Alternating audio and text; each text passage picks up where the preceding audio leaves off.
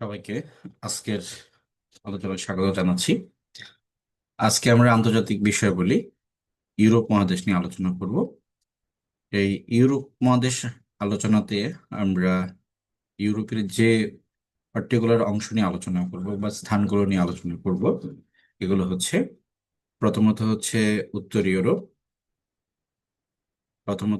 উত্তর ইউরোপ নিয়ে আমরা আলোচনা করব, মধ্য ইউরোপ, দক্ষিণ ইউরোপ, পূর্ব ইউরোপ এবং পশ্চিম ইউরোপ, অর্থাৎ ইউরোপের আহ, মোট যে আয়তন, এই আয়তনের যে দেশগুলো উত্তর ইউরোপে পড়েছে, মধ্য ইউরোপে পড়েছে, দক্ষিণ ইউরোপ, পূর্ব ইউরোপ অথবা পশ্চিম ইউরোপে পড়েছে, এবং ভৌগোলিক বৈশিষ্ট্য অনুযায়ী আমরা দেশগুলোকে আলোচনা করব। প্রথমে আমরা দেখি বিগত সালে এখান থেকে যে যে প্রশ্নগুলো আসছে, প্রশ্নের ক্যাটাগরিগুলোকে একটু বিচার করার চেষ্টা করি। 44তম বিসিএস এ আসছে রাশিয়া ক্রিমিয়া দখল, অর্থাৎ রাশিয়া এই দেশটা একই সাথে এশিয়ারও দেশ এবং ইউরোপ দেশ। সুতরাং এটা যেহেতু অধিকাংশ হচ্ছে গুরুত্বপূর্ণ অঞ্চলগুলো হচ্ছে ইউরোপে, সুতরাং এটা ইউরোপের দেশ হিসেবে এটাকে ট্রিট করা হয় এবং ইউরোপের দেশ হিসেবে এখান থেকে প্রশ্ন আসছে বলে আমরা এখানে পড়বো। আচ্ছা, ট্রাফালগার স্কোয়ার। ট্রাফালগার স্কোয়ার মূলত আমরা যখন স্পেন এবং ইংল্যান্ডের যে যুদ্ধ, এই স্পেন এবং ইংল্যান্ডের যুদ্ধ নিয়ে আমরা পড়ি মূলত ট্রাফালগার স্কোয়ার। মূলত ট্রাফালগার জায়গাটা হচ্ছে স্পেনে এবং ট্রাফালগার স্কোয়ার জায়গাটা হচ্ছে ইংল্যান্ড অথবা যুক্তরাজ্যে। আচ্ছা, লেডি উইথ ল্যাম্প, ঠিক আছে, এটা ইতালির। যখন আমরা ইতালি পড়তে যাব, সেই ইতালির ফ্লোরেন্স নাইটিঙ্গেল নিয়ে পড়া বা থেকে আসা। এরপর আমরা দেখি জার্মানি থেকে প্রশ্ন আসছে, ফিনল্যান্ড থেকে, তারপর হচ্ছে বেলজিয়াম থেকে, আবার জার্মানি থেকে, অর্থাৎ মোটামুটি ইউরোপ থেকে এখানে প্রচুর প্রশ্ন থাকে, ঠিক আছে। সুতরাং আমরা এটাই দেখাতে চাচ্ছি আসলে ইউরোপটা আমরা কেন পড়বো বা ইউরোপ থেকে আসলে পড়ার যৌক্তিকতাটা কি, এখান থেকে আমরা দেখলাম।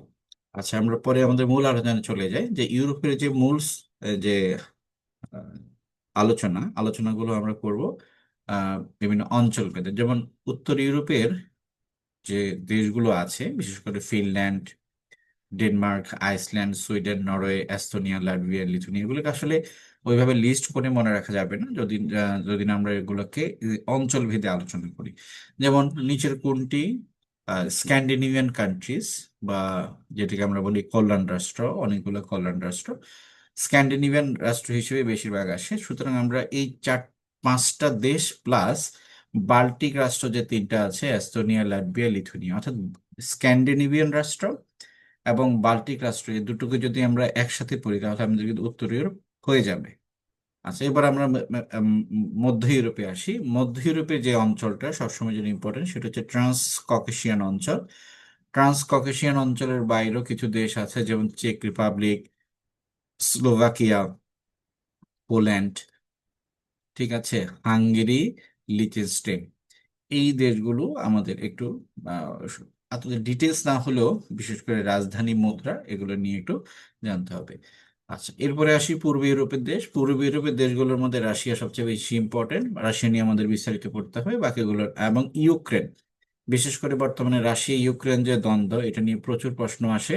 সুতরাং রাশিয়ার সাথে সাথে ইউক্রেনের যে গুরুত্বপূর্ণ অঞ্চলগুলো রয়েছে যেগুলো রাশিয়া কর্তৃক দখলীকৃত হয়েছে, সেগুলো নিয়ে আমাদের একটু জানতে হবে। এরপরে আমরা আসি পশ্চিম ইউরোপ। যদি পশ্চিম ইউরোপের দিকে তাকাই তাহলে আমরা দেখি ফ্রান্স, জার্মানি, ইতালি, যুক্তরাজ্য এবং আরো কিছু রয়েছে, পর্তুগাল, স্পেন, সুইজারল্যান্ড, নেদারল্যান্ড। ওগুলো ওগুলো থেকে আসলে পরীক্ষা নিয়ে তেমন একটা আসে না। সবচেয়ে বেশি আসে যে জায়গা থেকে, সেটা হচ্ছে ফ্রান্সের ইতিহাস বা ফ্রান্সের নিয়ে একটু আলোচনা আসে, জার্মানি, ইতালি এবং যুক্তরাজ্য নিয়ে আলোচনা আসে। এখন প্রশ্ন হচ্ছে, পশ্চিম ইউরোপে চারটা দেশের বাইরেও যে দেশগুলো আছে ওগুলো নিয়ে আমাদের আসলে পড়াটা হবে এরকম যে একটু ধারণা নিয়ে যাব, গুরুত্বপূর্ণ শহর, মুদ্রা, রাজধানী, এগুলো জাস্ট এগুলো একটু জানবো। আর ভৌগোলিক যদি কোনো কিছু বৈশিষ্ট্য থাকে, যেমন অ্যান্ডোরা এবং মোনাকো, এটা হচ্ছে ফ্রান্সের এবং ইতালির একটা প্রান্তীয় অঞ্চল, এবং অ্যান্ডোরা হচ্ছে ফ্রান্স এবং স্পেনের মধ্যবর্তী অঞ্চল। তেমনি মোনাকো হচ্ছে একটা ল্যান্ডলকড কান্ট্রি, যেটা হচ্ছে ফ্রান্সের আরেক প্রান্তে। সান মেরিনো হচ্ছে ইতালির ভেতরে, ভ্যাটিকান হচ্ছে ইতালির ভেতরে। সুতরাং বিশেষ কিছু ভৌগোলিক বৈশিষ্ট্য থাকতে পারে কিছু কিছু দেশে, সেগুলো নিয়ে আমরা একটু জানি। সর্বশেষ আমরা এখানে যে দেশগুলো জানবো সেটা হচ্ছে বলকান রাষ্ট্র, বিশেষ করে দ্বিতীয় বিশ্বযুদ্ধ বা প্রথম বিশ্বযুদ্ধ, বিশেষ করে প্রথম এবং দ্বিতীয় বিশ্বযুদ্ধের যে ইতিহাস, এই ইতিহাস কিন্তু আসলে বলকান রাষ্ট্রের অভ্যন্তরীণ যে দ্বন্দ্ব বা বলকান রাষ্ট্রের উপরে যে অন্যান্য বৃহৎ শক্তিগুলোর যে শক্তি প্রদর্শনের জায়গা, সে জায়গা কিন্তু কিন্তু ছিল বলকান রাষ্ট্র। তার মোটামুটি আমাদের যে প্রথম বিশ্বযুদ্ধ এবং দ্বিতীয় বিশ্বের ইতিহাস কিন্তু মানে হচ্ছে বলকান রাষ্ট্রগুলোর ইতিহাস। এবং এই বলকান রাষ্ট্রগুলো কিন্তু দেখা যাচ্ছে যে ইতিহাসে পরিক্রমা অনেকবার ভেঙেছে, অনেকবার জোড়া লেগেছে এবং অনেকবার নতুন একটা এক্সিস্টিং রাষ্ট্রের বিলুপ্ত হয়ে নতুন নতুন কিছু রাষ্ট্রের জন্ম হয়েছে। ঠিক আছে। আচ্ছা, তো দক্ষিণ ইউরোপের যে দেশগুলো আছে এগুলোর মধ্যে কিছু রাষ্ট্র আছে বলকান রাষ্ট্র, কিন্তু মাল্টা এমন একটা দেশ যেটা দক্ষিণ ইউরোপে অবস্থিত হলো সেটা আহ বলকান রাষ্ট্র না। আবার মন্টিনিগ্রো এটা গুরুত্বপূর্ণ বলকান রাষ্ট্র। দেন হচ্ছে উত্তর মেসিডোনিয়া, আহ যেখানে হচ্ছে মাদার তেরেসার জন্ম, মাদার তেরেসার জন্ম। ঠিক আছে। আচ্ছা, তাহলে আমরা দেখলাম পুরো ইউরোপকে আমরা আসলে কিভাবে পড়তে চাচ্ছি। পুরো ইউরোপকে আমরা মূলত এভাবে জিওগ্রাফিক্যাল ডিভিশন অনুসারে পড়তে যাচ্ছি। আচ্ছা, এরপরে আমরা দেখি আমাদের আলোচনা হচ্ছে পূর্বে ইউরোপের দেশ হচ্ছে 8টি। পরীক্ষায় আসলে এইভাবে প্রশ্ন কখনোই আসে না যে পশ্চিম ইউরোপের দেশ কয়টি, পূর্ব ইউরোপের দেশ কয়টি। কয়টি আসে না তেমন একটা, তবে যেটা আসতে পারে সেটা হচ্ছে কোনটি পূর্ব ইউরোপের দেশ অথবা কোনটি উত্তর ইউরোপের দেশ, এটা ইম্পর্টেন্ট। এটার চেয়ে বেশি ইম্পর্টেন্ট হচ্ছে, ফর এক্সাম্পল এখানে যেভাবে প্রশ্ন আসছে সেটা হচ্ছে নিচের কোনটি স্ক্যান্ডিনেভিয়ান রাষ্ট্র অথবা নিচের কোনটি বাল্টিক রাষ্ট্র, এইভাবে আসার মানে আসার প্রবাবিলিটি বা সম্ভাবনা অনেক বেশি। আচ্ছা, আমরা দেখি স্ক্যান্ডিনেভিয়ান দেশ বলতে আমরা মূলত পৃথিবীর যে মানচিত্রের বিশেষ করে ইউরোপের মানচিত্রের উত্তর দিকে বা উত্তর প্রান্তে যে দেশগুলো রয়েছে সেই দেশগুলোকে আমরা বলি স্ক্যান্ডিনেভিয়ান রাষ্ট্র, বিশেষ করে Finland, Finland, Denmark, Iceland, Sweden এবং নরওয়ে। এখন এই রাষ্ট্রগুলোকে মনে করার জন্য অনেক ভাবে পড়া হয়, ফিরে আসুন বা অনেক কিছু।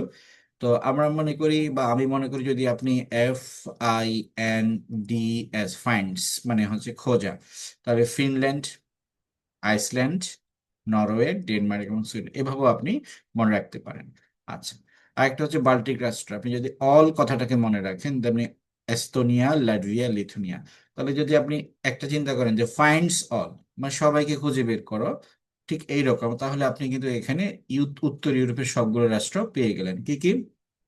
Finland, Ireland, sorry Iceland, Ireland হচ্ছে এটা দ্বীপ রাষ্ট্র, Finland, Iceland, Norway, Denmark, Sweden, Estonia, Latvia এবং লিথুনিয়া। ক্লিয়ার? তাহলে আমরা এটাকে ছন্দ দিয়েও পড়তে পারি অথবা আমরা কয়েকবার পড়লে একটা আমাদের সম্পর্কে একটা ধারণা হয়ে যাবে। আচ্ছা, আমরা যদি চিত্রে দেখি, একটু চিত্রে আসি। চিত্রে যদি দেখি আমরা এখানে আছে মূলত আহ যে স্ক্যান্ডিনেভিয়ান যে রাষ্ট্রগুলো রয়েছে, স্ক্যান্ডিনেভিয়ান রাষ্ট্র সম্পর্কে এখানে বলা আছে। ওকে, এখানে স্ক্যান্ডিনেভিয়ান রাষ্ট্র বলতে প্রথমত বোঝা হচ্ছে,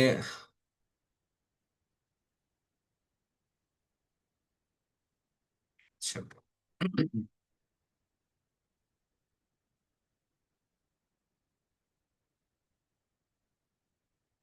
ওকে, আমরা জানি স্ক্যান্ডিনেভিয়ান রাষ্ট্র কয়টা, স্ক্যান্ডিনেভিয়ান হচ্ছে পাঁচটা। পাঁচটা এর মধ্যে প্রথম যেটা আমরা দেখলাম সেটা হচ্ছে ফিনল্যান্ড, এরপরে দেখলাম হচ্ছে আইসল্যান্ড, আইসল্যান্ড। আচ্ছা, FIN, এন হচ্ছে নরওয়ে, ডি হচ্ছে ডেনমার্ক এবং এস হচ্ছে সুইডেন। তাহলে আমরা যদি ফাইন্ডস এই কথাটাকে মনে রাখি তাহলে মোটামুটি আমাদের স্ক্যান্ডিনেভিয়ান রাষ্ট্রগুলো হয়ে গেল। স্ক্যান্ডিনেভিয়ান যে রাষ্ট্রগুলো আছে এগুলোর ঠিক নিচে বা উত্তর দিকে দক্ষিণ দিকে যে একটা সাগর আছে সে সাগর নাম হচ্ছে বাল্টিক সাগর। দেখেন দুটো শব্দ, একটা হচ্ছে বাল্টিক আর একটা হচ্ছে বলকান। বাল্টিক হচ্ছে একেবারে উত্তর প্রান্তে আর বলকান হচ্ছে একেবারে দক্ষিণ প্রান্তে। তাহলে বাল্টিক রাষ্ট্র কোনগুলো? এই যে বলকান সাগরের তীরবর্তী অর্থাৎ পূর্ব দিকে যে এস্তোনিয়া, লিথুয়ানিয়া এবং লাটভিয়া, এই তিনটা রাষ্ট্রকে বলা হচ্ছে বাল্টিক রাষ্ট্র, কেননা রাষ্ট্রগুলো হচ্ছে বাল্টিক সাগরের তীরবর্তীতে অবস্থিত। তাহলে আমরা মোটামুটি এখানে যে স্ক্যান্ডিনেভিয়ান এবং বাল্টিক রাষ্ট্রের যে লোকেশন, সেই লোকেশনটা মোটামুটি আমরা এখানে দেখলাম, এবং এই ম্যাপটা দেখো মোটামুটি আমরা এই দুই ধরনের অঞ্চলের দেশগুলো সম্পর্কে জানতে পারি। এখন পরীক্ষায় যেমন প্রশ্ন আসে যে নিচের কোনটি স্ক্যান্ডিনেভিয়ান রাষ্ট্র বা নিচের কোনটি বাল্টিক রাষ্ট্র, এর পাশাপাশি এদের রাজধানী এবং মুদ্রা খুব ইম্পর্টেন্ট। ঠিক আছে, যেমন ফিনল্যান্ডের রাজধানী হচ্ছে হেলসিঙ্কি এবং এর মুদ্রা হচ্ছে ফিনিশ। তো ফিনল্যান্ডের মুদ্রা ফিনিশ, এটাকে আপনি হয়তো বা কোনো না কোনো ভাবে ধরে রাখতে পারবেন, তবে ফিনল্যান্ডের রাজধানী যে হেলসিঙ্কি এটা আপনি ধরে রাখতে পারবেন না, এটা আপনাকে বারবার করতে হবে। আইসল্যান্ডের রাজধানী হচ্ছে রিকজাভিক। রিকজাভিক এটাকে আপনি সহজে ধরে রাখতে পারবেন না বা সহজে মনে পড়বে না। ঠিক আছে, আইসল্যান্ডের রাজধানী যদি আইসল্যান্ড সিটি হতো বা আইসবার্গ হতো তাহলে আপনি হয়তো সহজে মনে রাখতে পারতেন, কিন্তু সম্পূর্ণ ভিন্ন একটা শব্দ হচ্ছে রিকজাভিক, এবং এটার মুদ্রা হচ্ছে ক্রোনা। ক্রোনাকে আপনাকে মনে রাখতে হবে। নরওয়ের রাজধানী হচ্ছে অসলো এবং এটার মুদ্রা অ্যাজলেস ক্রোনা, অর্থাৎ ওই অঞ্চলের অধিকাংশ দেশের মুদ্রার নাম হচ্ছে ক্রোনা। ডেনমার্কে আসেন, ডেনমার্কের রাজধানী হচ্ছে কোপেনহেগেন, যেটা বিশেষ করে জলবায়ু সম্মেলন বা কপ সংক্রান্ত যে ইস্যুগুলো আছে, কোপেনহেগেন সম্মেলন, এগুলোর জন্য খুবই ইম্পর্টেন্ট। ডেনিশ ক্রোনা এবং অ্যাজলে সুইডেনের রাজধানী হচ্ছে ক্রোনা। তাহলে মোটামুটি আপনি এই অংশটুকু পড়ে মোটামুটি ধারণা পাবেন যে আমাকে যদি প্রশ্ন করা হয় যে স্ক্যান্ডিনেভিয়া অঞ্চলের রাজধানী কোনগুলো, স্ক্যান্ডিনেভিয়া অঞ্চলে যে দেশগুলো আছে দেশগুলোর মুদ্রা কি, তাহলে আপনি মোটামুটি এটা জানলেন যে ক্রোনা হতে পারে। সবগুলাই ক্রোনা, তবে একটা হচ্ছে ফিনিশ। তবে রাজধানীটা খুবই ইম্পর্টেন্ট। এখান থেকে অনেকবার এখানে রাজধানী সংক্রান্ত প্রশ্ন আসছে, যেমন ফিনল্যান্ডের রাজধানী কোনটি, আইসল্যান্ডের রাজধানী কোনটি, নরওয়ের রাজধানী কোনটি, অসলোর রাজধানী কোনটি, এবং ডেনমার্ক অ্যাজ ওয়েল এজ সুইডেনের রাজধানী কোনটি। ঠিক আছে, ওকে। এরপরে আমরা দেখি, যদি আমরা ইন্ডিভিজুয়াল কান্ট্রিজ হিসেবে চিন্তা করি, তাহলে ফিনল্যান্ড সম্পর্কে আপনি কি খুব বেশি স্টাডি করার দরকার আছে কিনা আদৌ? আমি মনে করি ফিনল্যান্ড সম্পর্কে, যেমন এটা একটা স্ক্যান্ডিনেভিয়ান কান্ট্রি, এটার রাজধানী হচ্ছে হেলসিঙ্কি, মুদ্রা হচ্ছে ফিনিশ। এর বাইরে এটি একটি রাশিয়ার উপনিবেশ ছিল, এটা আমরা মনে রাখতে পারি বা এটা আমাদের মনে রাখা প্রয়োজন আছে। এটা একটা রাশিয়ার উপনিবেশ ছিল, এটা একটা মনে রাখতে পারি। ফিনল্যান্ডকে আমরা হাজার হ্রদের দেশ বলে, এটা আমরা যেমন যেমন বাংলাদেশকে বলা হচ্ছে সোনালী আঁশের দেশ, অথবা রিক্সার নগরী হচ্ছে ঢাকা, অথবা বাংলাদেশকে বলে আহ, দক্ষিণ এশিয়ার একটা মানে অন্যতম একটা সমুদ্র তীরবর্তী একটা হাব, যেটা হচ্ছে ব্লু ইকোনমির জন্য গুরুত্বপূর্ণ। অর্থাৎ অনেকভাবে বাংলাদেশকে আমরা পরিচয় করতে পারি। ঠিক আছে, আবার যদি বলি মুক্তার দেশ কিউবা, তেমনি এখানে বলা হচ্ছে হাজার হ্রদের দেশ। হাজার হ্রদ বলতে অগণিত না, হাজার হ্রদ বলতে 55,000 ছোট বড় দ্বীপ আছে ফিনল্যান্ডে, এই জন্য এটাকে বলা হচ্ছে হাজার হ্রদের দেশ। তাহলে প্রথমত জানলাম এটা হচ্ছে একটা রাশিয়ার উপনিবেশ ছিল, কারণ এটা জিওগ্রাফিক্যালি রাশিয়ার খুব কাছাকাছি। আর একটা হচ্ছে ইউরোপের মধ্যে ফিনল্যান্ডের নারীরা সর্বপ্রথম ভোটাধিকার পায় 1906 সালে। ভেরি ভেরি ইম্পর্টেন্ট একটা মানে ইউরোপে নারীর যে ক্ষমতায়ন, এটা আসলে এশিয়া থেকে অনেক আগে হয়েছে। সেই পার্সপেক্টিভে আমরা এই সব যে সময়টা, বিশেষ করে 1906 সালে নারী সর্বপ্রথম ভোটাধিকার পায় কোথায়, ফিনল্যান্ডে। তবে এটা সব পৃথিবীর মধ্যে না, পৃথিবীর মধ্যে সর্বপ্রথম নারী ভোটাধিকার পায় নিউজিল্যান্ডে 1829 সালে, তবে ইউরোপের পার্সপেক্টিভ এটা হচ্ছে ফিনল্যান্ডে। এরপর দেখি আমরা আইসল্যান্ড। আইসল্যান্ড হচ্ছে ইউরোপের সবচেয়ে কম ঘনবসতিপূর্ণ দেশ, এটা হচ্ছে খুবই ইম্পর্টেন্ট। অর্থাৎ ডেফিনেটলি ইউরোপের প্রত্যেকটা দেশ কম বেশি ঘনবসতিপূর্ণ, তবে সবচেয়ে কম ঘনবসতিপূর্ণ হচ্ছে আইসল্যান্ড। এরপরে হচ্ছে এটাকে মধ্যরাতের সূর্যের দ্বীপ বলা হয়। আমরা জানি যে উত্তর গোলার্ধের যে দেশগুলো রয়েছে সে দেশগুলোতে বছরের অধিকাংশ সময় হচ্ছে সূর্যের আলো পাওয়া যায় বা সূর্য প্রত্যক্ষভাবে কিরণ দেয়, সে কারণে রাতের পরিমাণ কম হয়। এই কারণে আইসল্যান্ডকে বলা হচ্ছে মধ্যরাতের সূর্যের দ্বীপ, আগুনের দ্বীপ। ফ্যাক্ট হচ্ছে আইসল্যান্ডে কিন্তু অনেক মানে আগ্নেয়গিরি আছে এবং এটাতে কোনো সাপ নেই। এই আগ্নেয়গিরি থাকার কারণে এখানে তেমন কোনো সাপ নেই। তো আগ্নেয়গিরি আহ, বিষয়টা যেমন ইম্পর্টেন্ট, তেমনি এটাতে কোনো সাপ নেই, এটা হচ্ছে ইম্পর্টেন্ট। তাহলে আইসল্যান্ড সম্পর্কে এই তথ্যগুলো আমরা একটু জানলাম। এরপর আসে নরওয়ে। নরওয়ে সম্পর্কে মোটামুটি আমাদের সবারই মোটামুটি একটা ধারণা, আমরা চিনি, সবাই নরওয়েকে চিনি। নরওয়েকে বলা হচ্ছে পৃথিবীর সবচেয়ে উত্তরের দেশ, এবং এই নরওয়েরই একটা শহর আছে, নাম হচ্ছে হ্যামার ফাস্ট। এই হ্যামারফাস্টকে বলা হচ্ছে পৃথিবীর সবচেয়ে উত্তরের শহর। এখন যদি প্রশ্ন আসে হ্যামারফাস্ট কোথায়? নরওয়েতে। এবং হ্যামারফাস্টকে কেন আমরা জানবো? কারণ it is the most Northern city of the world. ঠিক আছে।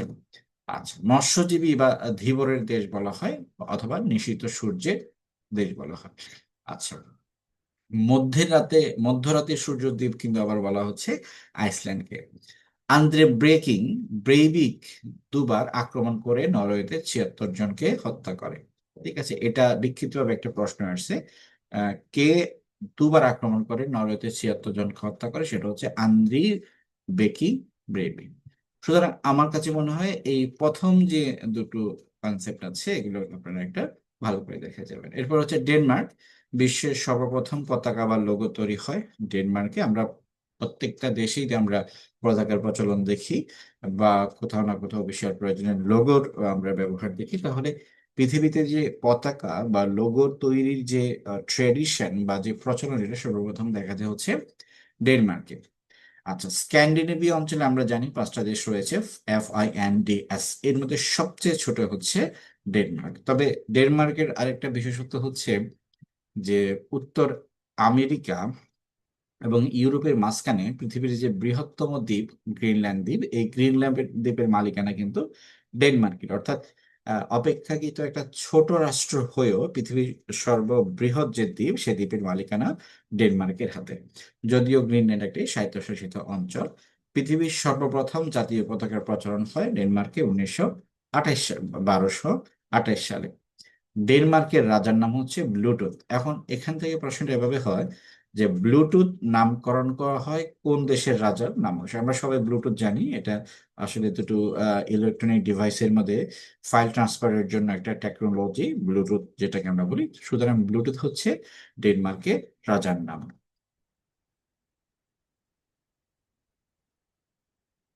আচ্ছা, এরপরে আমরা দেখি ডেনমার্কের যে একটা দ্বীপ রয়েছে, সে দ্বীপ নিয়ে আমি অলরেডি বলেছি। এই দ্বীপটি হচ্ছে গ্রিনল্যান্ড দ্বীপ। এই দ্বীপটি মূলত উত্তর আটলান্টিক মহাসাগরে অবস্থিত। যেমন এটা যদি আটলান্টিক মহাসাগর হয়, এখানে হচ্ছে উত্তর আমেরিকা মহাদেশ, এখানে হচ্ছে দক্ষিণ আমেরিকা মহাদেশ। এটা হচ্ছে ইউরোপ, এটা হচ্ছে আফ্রিকা। এবং এই অংশটাকে বলা হচ্ছে নর্থ আটলান্টিক, এবং এই অংশটাকে বলা হচ্ছে সাউথ আটলান্টিক। ঠিক আছে। তাহলে এই যে গ্রিনল্যান্ড মূলত এই অংশে অবস্থিত একটা দ্বীপ, যেটাকে আমরা বলি পৃথিবীর বৃহত্তম দ্বীপ। যে এখন যদি প্রশ্ন আসে পৃথিবীর বৃহত্তম দ্বীপ গ্রিনল্যান্ড কোন মহাসাগরে অবস্থিত, এটা হচ্ছে আটলান্টিক মহাসাগরে অবস্থিত। অথবা প্রশ্ন যদি এরকম আসে আটলান্টিক মহাসাগরের কোন অংশে অবস্থিত, সেটা হচ্ছে আটলান্টিক মহাসাগরের উত্তর অংশে অবস্থিত। গ্রিনল্যান্ডকে বলা হচ্ছে পৃথিবীর বৃহত্তম দ্বীপ, এটা অলরেডি আমরা জানি। আচ্ছা, গ্রিনল্যান্ডে যারা বসবাস করে তারা মূলত বরফের মধ্যে বসবাস করে, এবং বরফের মধ্যে ওরা বাড়িঘর নির্মাণ করে। এবং ওই অধিবাসীদেরকে আমরা বলি ইক্সিমো। এবং ইগলু নামের একটা স্থায়ী ক্ষণস্থায়ী গৃহে বাস করে। অর্থাৎ ইগলু হচ্ছে বরফের তৈরি ক্ষণস্থায়ী গৃহ বা ঘর। এবং এ ধরনের ইগলুতে যারা বসবাস করে, যেসব আদিবাসীরা, তাদেরকে আমরা বলি এক্সিমো। তো সুতরাং এখানে দুটো শব্দ আছে, একটা হচ্ছে ইগলু। আমরা তো বাংলাদেশে ইগলু হিসেবে একটা আইসক্রিম ব্র্যান্ডকে চিনি, একটা হচ্ছে এক্সিমো। সুতরাং এক্সিমা বলতে একটা জাতিকে বোঝায়, ইগলু বলতে এক ধরনের ঘর বা গৃহকে বোঝায়, যেটা আসলে ওই যে বরফের দেশে যে ধরনের ঘর বা গৃহ হয় সেটাকে বলে ইগলু। প্রশ্ন আসতে পারে ইগলু কি, বা এক্সিমো কাদেরকে বলা হয়? আচ্ছা, ডেনমার্কের আওতায় বা ডেনমার্কের আন্ডারে আরেকটা দ্বীপ রয়েছে, দ্বীপটার নাম হচ্ছে ফারো দ্বীপপুঞ্জ। এটি মূলত ডেনমার্কের রাজার স্বায়ত্তশাসিত একটি প্রশাসনিক অঞ্চল। আচ্ছা, এরপরে আমরা দেখি সুইডেন সম্পর্কে আলোচনা। সুইডেন যতগুলো আহ, স্ক্যান্ডিনেভিয়ান দেশ রয়েছে এর মধ্যে সবচেয়ে বড় হচ্ছে সুইডেন। তাহলে সুইডেন সবচেয়ে বড়, এবং সবচেয়ে ছোট হচ্ছে ডেনমার্ক। সুইডেনে আমরা দেখি সর্বপ্রথম সমাজপত্র প্রচলিত হয়, প্রথম কল্যাণমূলক রাষ্ট্র। আর গাড়ি প্রস্তুতকারী আমরা অবশ্যই ভলভো ব্র্যান্ডটাকে চিনি, ভলভো গাড়ি। এই ভলভো গাড়িটা মূলত সুইডেনের মালিকানাধীন একটি কোম্পানি তৈরি। আর রিসেন্টলি একজন বিশ্ব সেলিব্রিটি গ্রেটা থুনবার্গ, যিনি মূলত জলবায়ু পরিবর্তন নিয়ে কাজ করে, ফ্রি ফ্রাইডে নামক একটি সংস্থা উনি পরিচালনা করেন। উনি হচ্ছেন গ্রেটা থুনবার্গ। প্রশ্ন আসতে পারে জলবায়ু কন্যা গ্রেটা থুনবার্গ কোন দেশের নাগরিক? উনি সুইডেনের নাগরিক। সুইডেনের সাথে জড়িত হচ্ছে ভলভো। সুইডেন প্রথম কল্যাণমূলক রাষ্ট্র এবং ওখানে প্রথম সংবাদপত্র প্রচলিত হয়। আচ্ছা, এরপরে আমরা আসি বাল্টিক রাষ্ট্র। বাল্টিক রাষ্ট্র বলতে মূলত আমরা তিনটা রাষ্ট্রকে বুঝি, একটা হচ্ছে এস্তোনিয়া, একটা হচ্ছে ল্যাটভিয়া, একটা হচ্ছে লিথুনিয়া। এস্তোনিয়ার রাজধানী হচ্ছে আহ এস্তোনিয়ার রাজধানী হচ্ছে তাল্লিন, ল্যাটভিয়ার রাজধানী হচ্ছে রিগা এবং লিথুনিয়ার রাজধানী হচ্ছে ভিলনিয়াস। তবে এদের মুদ্রা ইম্পর্টেন্ট, কারণ এরা এই তিনটা রাষ্ট্রই মূলত ইউরোপীয় ইউনিয়নের সদস্য এবং এরা ইউরো মুদ্রাকে গ্রহণ করেছে। আমরা মুদ্রাটা সম্পর্কে একটু ধারণা নিলে আমাদের কাজে লাগতে পারে। এরপরে আমরা দেখি মধ্য ইউরোপীয় দেশ। মধ্য ইউরোপে অনেকগুলো দেশ রয়েছে, তবে আমরা এখানে আলোচনা করব সেটা হচ্ছে জর্জিয়া, আর্মেনিয়া এবং আজারবাইজান, এই তিনটা নিয়ে বেশিরভাগ। তবে সবগুলোরই পরীক্ষার জন্য আসলে যেটা দরকার সেটা হচ্ছে রাজধানী এবং মুদ্রা। এখন কোন রাজধানীগুলো পড়বেন এবং কোন মুদ্রাগুলো, যেগুলো একটু ব্যতিক্রম উচ্চারণ হয় বা শব্দটাই ব্যতিক্রম, এ ধরনের রাজধানীর নাম যেগুলো রয়েছে, মুদ্রার নাম যেগুলো রয়েছে, এগুলো পরীক্ষায় বারবার আসে। যেমন চেক প্রজাতন্ত্র, এর রাজধানী হচ্ছে ফ্রাগ এবং এটার রাজধানীর নাম হচ্ছে এটার মুদ্রার নাম হচ্ছে করুণা। ঠিক আছে। লিচেনস্টেইন, এর রাজধানী হচ্ছে সুইস ফ্র্যাঙ্ক। ঠিক আছে। উম, আচ্ছা, আর্মেনিয়ার রাজধানী হচ্ছে ইয়েরেভান। স্লোভানিয়ার রাজধানী হচ্ছে ভ্লাতিসাভা, ব্রাতিস্লাভা। এবং হাঙ্গেরির রাজধানী হচ্ছে বুদাপেস্ট। মুদ্রা হচ্ছে ফরেন্ট। তবে দেখেন এই বাকি মুদ্রাগুলো কিন্তু আমরা স্কিপ করছি। প্রশ্ন আসতে পারে করুণা কোন দেশের মুদ্রা, ফরেন্ট কোন দেশের মুদ্রা। এবং জর্জিয়ার রাজধানী হচ্ছে তিবলিসি, এটার মুদ্রা হচ্ছে লারি। আজারবাইজানের রাজধানী হচ্ছে বাকু, এটা পরীক্ষায় আসছে এবং এটার মুদ্রা হচ্ছে মানাত। আবার পোল্যান্ডের রাজধানী হচ্ছে ওয়ার্স এবং এর মুদ্রা হচ্ছে জলটি, এটাও পরীক্ষায় আসছে, এই জন্য স্টার দেওয়া আছে। সুতরাং এগুলোকে একটু ডিফারেন্ট শোনা যায়, এই কারণে আসলে পরীক্ষায় আসে। যেমন আপনারা মধ্য ইউরোপের দেশগুলোকে মনে রাখতে পারবেন ক্ল্যাশ জ্যাপ। যেমন আমরা ক্ল্যাশ লিখতে যেটা লিখি CLASH, তাহলে হচ্ছে চেক প্রজাতন্ত্র, লিস্টেনস্টেইন, আর্মেনিয়া, স্লোভাকিয়া, হাঙ্গেরি। জ্যাপ মানে জাপান, মানে জাপানের সাথে ক্ল্যাশ, জর্জিয়া, আজারবাইজান এবং পোল্যান্ড। তাহলে একটু যেমন এর আগে আমরা দেখেছি যে ফিনল্যান্ড, তারপরে হচ্ছে আইসল্যান্ড, নেদারল্যান্ড, ডেনমার্ক অ্যান্ড হচ্ছে সুইডেন। এস্তোনিয়া, লাটভিয়া এবং লিথুনিয়া। তেমনি এখানে হচ্ছে চেক রিপাবলিক, তারপর হচ্ছে লিস্টেনস্টেইন, তারপরে হচ্ছে আর্মেনিয়া, স্লোভাকিয়া অ্যান্ড হাঙ্গেরি, তারপরে হচ্ছে জর্জিয়া, আজারবাইজান অ্যান্ড পোল্যান্ড। ঠিক আছে, এগুলোর রাজধানী এবং মুদ্রা বারবার বলতেছি, এগুলোর রাজধানী এবং মুদ্রা বারবার পড়ে যাবে। আচ্ছা, এরপরে আমরা দেখি আহ যুক্তরাজ্য সম্পর্কে। আচ্ছা, যুক্তরাজ্য এবং গ্রেট ব্রিটেন, এই ধারণা দুটো কিন্তু সম্পূর্ণ আলাদা ধারণা। এখন আমরা জানবো যে আমরা আসলে যুক্তরাজ্য বা ব্রিটেন বলতে আমরা কি বুঝি এবং গ্রেট ব্রিটেন বলতে আমরা কি বুঝি।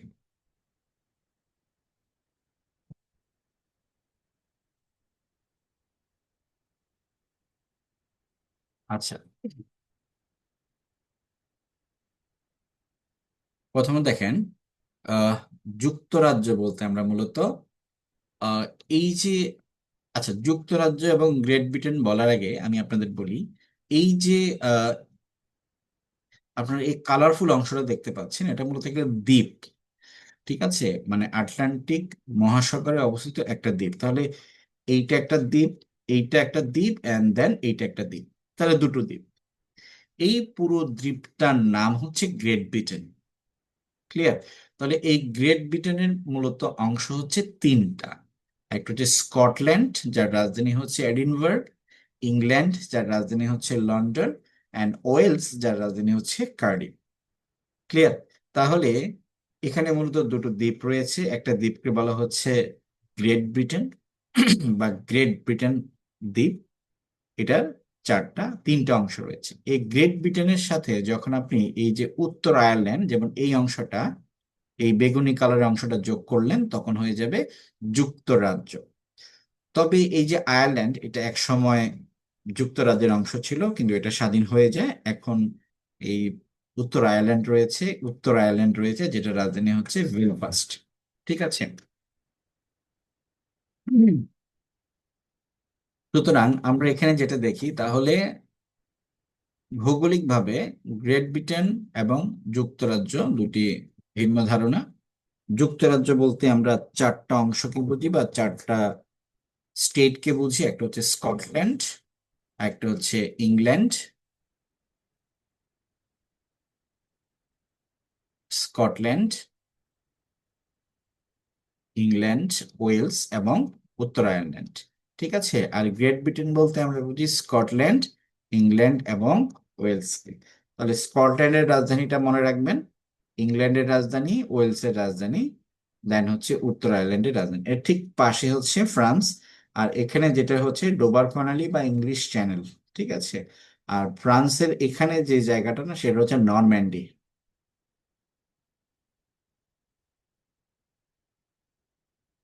আচ্ছা, এরপরে আমরা দেখি এই যে গ্রেট ব্রিটেনের যে রাজনৈতিক অ্যাফিনিটি, এটা আমরা একটু দেখি।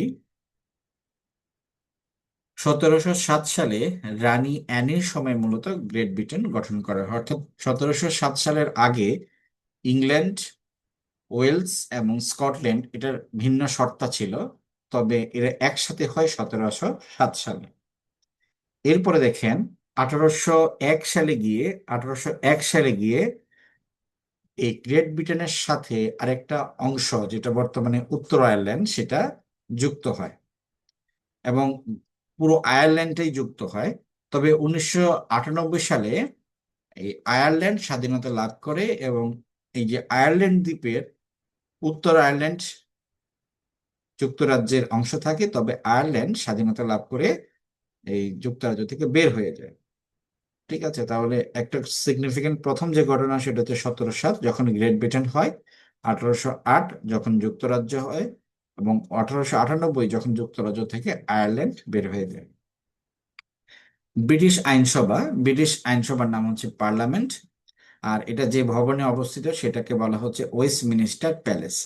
আর এটা হচ্ছে টেমস নদীর তীরে অবস্থিত, মূলত লন্ডন টেমস নদীর তীরে অবস্থিত। এবং ওয়েস্টমিনিস্টার প্যালেস, এটা যে সংসদ ভবন, এটাও হচ্ছে টেমস নদীর তীরে অবস্থিত। এই যে এই 1707-এর কথাই আমরা একটু আগে বলতেছি, মূলত ব্রিটিশ আইনসভা ঠিক যেই সময় গ্রেট ব্রিটেন গঠিত হয় সেই সময় গঠিত হয়। ব্রিটিশ আইনসভার দুটি কক্ষ রয়েছে, একটা হচ্ছে উচ্চ কক্ষ, আর একটা হচ্ছে নিম্ন কক্ষ। উচ্চ কক্ষে বলা হচ্ছে হাউস অফ লর্ডস, এবং নিম্ন কক্ষে বলা হচ্ছে হাউস অফ কমন্স। আচ্ছা, ব্রিটিশ সংবিধান আমরা জানি পৃথিবীতে যতগুলো দেশের অনেকগুলো দেশ আছে, তাদের সংবিধান হচ্ছে অলিখিত। যেমন আহ, সৌদি আরবের কোনো সংবিধান নেই। তারপরে হচ্ছে ব্রিটেনের সংবিধান খুবই ছোট সংবিধান এবং অলিখিত সংবিধান। এবং পৃথিবীর সবচেয়ে ছোট সংবিধান হচ্ছে যুক্তরাজ্যের সংবিধান। পৃথিবীর সবচেয়ে বড় সংবিধান হচ্ছে ভারতের সংবিধান। তেমনি ব্রিটিশ যে সংবিধান, সেটা হচ্ছে একটি অলিখিত সংবিধান। এবং এটার যে শাসন ব্যবস্থা, এটা কিন্তু রাজতন্ত্র। তবে রাজতন্ত্রটা কেমন? নিয়মতান্ত্রিক রাজতন্ত্র। অর্থাৎ যে রাজা বা যে মোনার্কি সিস্টেমটা রয়েছে, তারা হচ্ছে আহ নিয়ম নিয়মের কারণে রয়েছে। অর্থাৎ এটা তাদের শাসন ক্ষমতা নেই, শাসন ক্ষমতা মূলত এক্সিকিউটিভ বা প্রধানমন্ত্রীর হাতে। ঠিক আছে? ব্রিটিশ প্রধানমন্ত্রীর হাতে। সাংবিধানিক ভিত্তি, অর্থাৎ ব্রিটিশ সংবিধানের যে স্তম্ভগুলো বা গুরুত্বপূর্ণ চুক্তিগুলো, একটা হচ্ছে ম্যাগনা কার্টা, যেটা 1205 সালে স্বাক্ষরিত হয়, পিটিশন অফ দ্য রাইটস বা 1628 সালে, একটা হচ্ছে বিল অফ রাইটস। এগুলোর যে প্রচলিত ধ্যান ধারণা, সে ধ্যান ধারণার আলোকেই মূলত ব্রিটিশ সংবিধান আহ টা ওইভাবে প্র্যাকটিস করা হয়। আর ব্রিটিশ সংবিধানে যেটা লেখা আছে, সেটা হচ্ছে king can do no wrong. অর্থাৎ মোনার্কির উপর তাদের যে আস্থা, সেই আস্থা থেকেই এই সংবিধানে সেটা লেখা আছে, সেটা হচ্ছে king can do no wrong. ইংল্যান্ডের সংবিধানের যে গুরুত্বপূর্ণ ভিত্তি, এটা হচ্ছে ম্যাগনা কার্টা, যেটাকে বলা হচ্ছে গ্রেট চার্টার বা ম্যাগনা কার্টা। ইংল্যান্ডের প্রথম শাসনতন্ত্র, যেটি সামন্তদের চাপে রাজার অধিকার সীমিত করে, অর্থাৎ 1205 সালের আগে ইংল্যান্ডের যে রাজা, তাদের অবারিত ক্ষমতা ছিল, এবং এই অবারিত ক্ষমতার কারণে যে সামন্তরা ছিল বা সাধারণ জনগণ ছিল, তাদের যে দুর্ভোগ এবং তাদের উপর যে রাজতান্ত্রিক অত্যাচার, সেটার কারণে যে একটা আন্দোলন এবং যে অভ্যুত্থান, সে অভ্যুত্থানের কারণে মূলত ম্যাগনা কার্টা আসে, অর্থাৎ রাজার ক্ষমতা সীমিত করা। এই রাজার ক্ষমতা সীমিতকরণের সময়, অর্থাৎ ম্যাগনা কার্টা যখন স্বাক্ষরিত হয়, তখন রাজা ছিলেন জন বা রাজা জন। এটি কত সাল তারিখে এবং কত সালে স্বাক্ষরিত হয়, এটা কিন্তু খুবই ইম্পর্টেন্ট। এটি 1215 সালে 15 জন স্বাক্ষরিত হয়, ব্রিটিশ শাসনতন্ত্রের বাইবেল। অর্থাৎ প্রশ্ন আসতে পারে, নিচের কোনটিকে ব্রিটিশ শাসনতন্ত্রের বাইবেল বলা হয়? এটি হচ্ছে ম্যাগনা কার্টা বা গ্রেট চার্টার। আচ্ছা, এরপরে আমরা দেখি আলফ্রেড দ্য গ্রেট। উনি ইংল্যান্ডের প্রথম রাজা ছিলেন এবং ওনাকে আইনের শাসক বলা হয়। ছোট ছোট পরিচিতি: রাজা তৃতীয় জর্জ, উনি ট্রাফালগার যুদ্ধে জয় করেন, এবং জার্মানির যেটা হচ্ছে স্পেনের বিরুদ্ধে ট্রাফালগার স্কয়ার।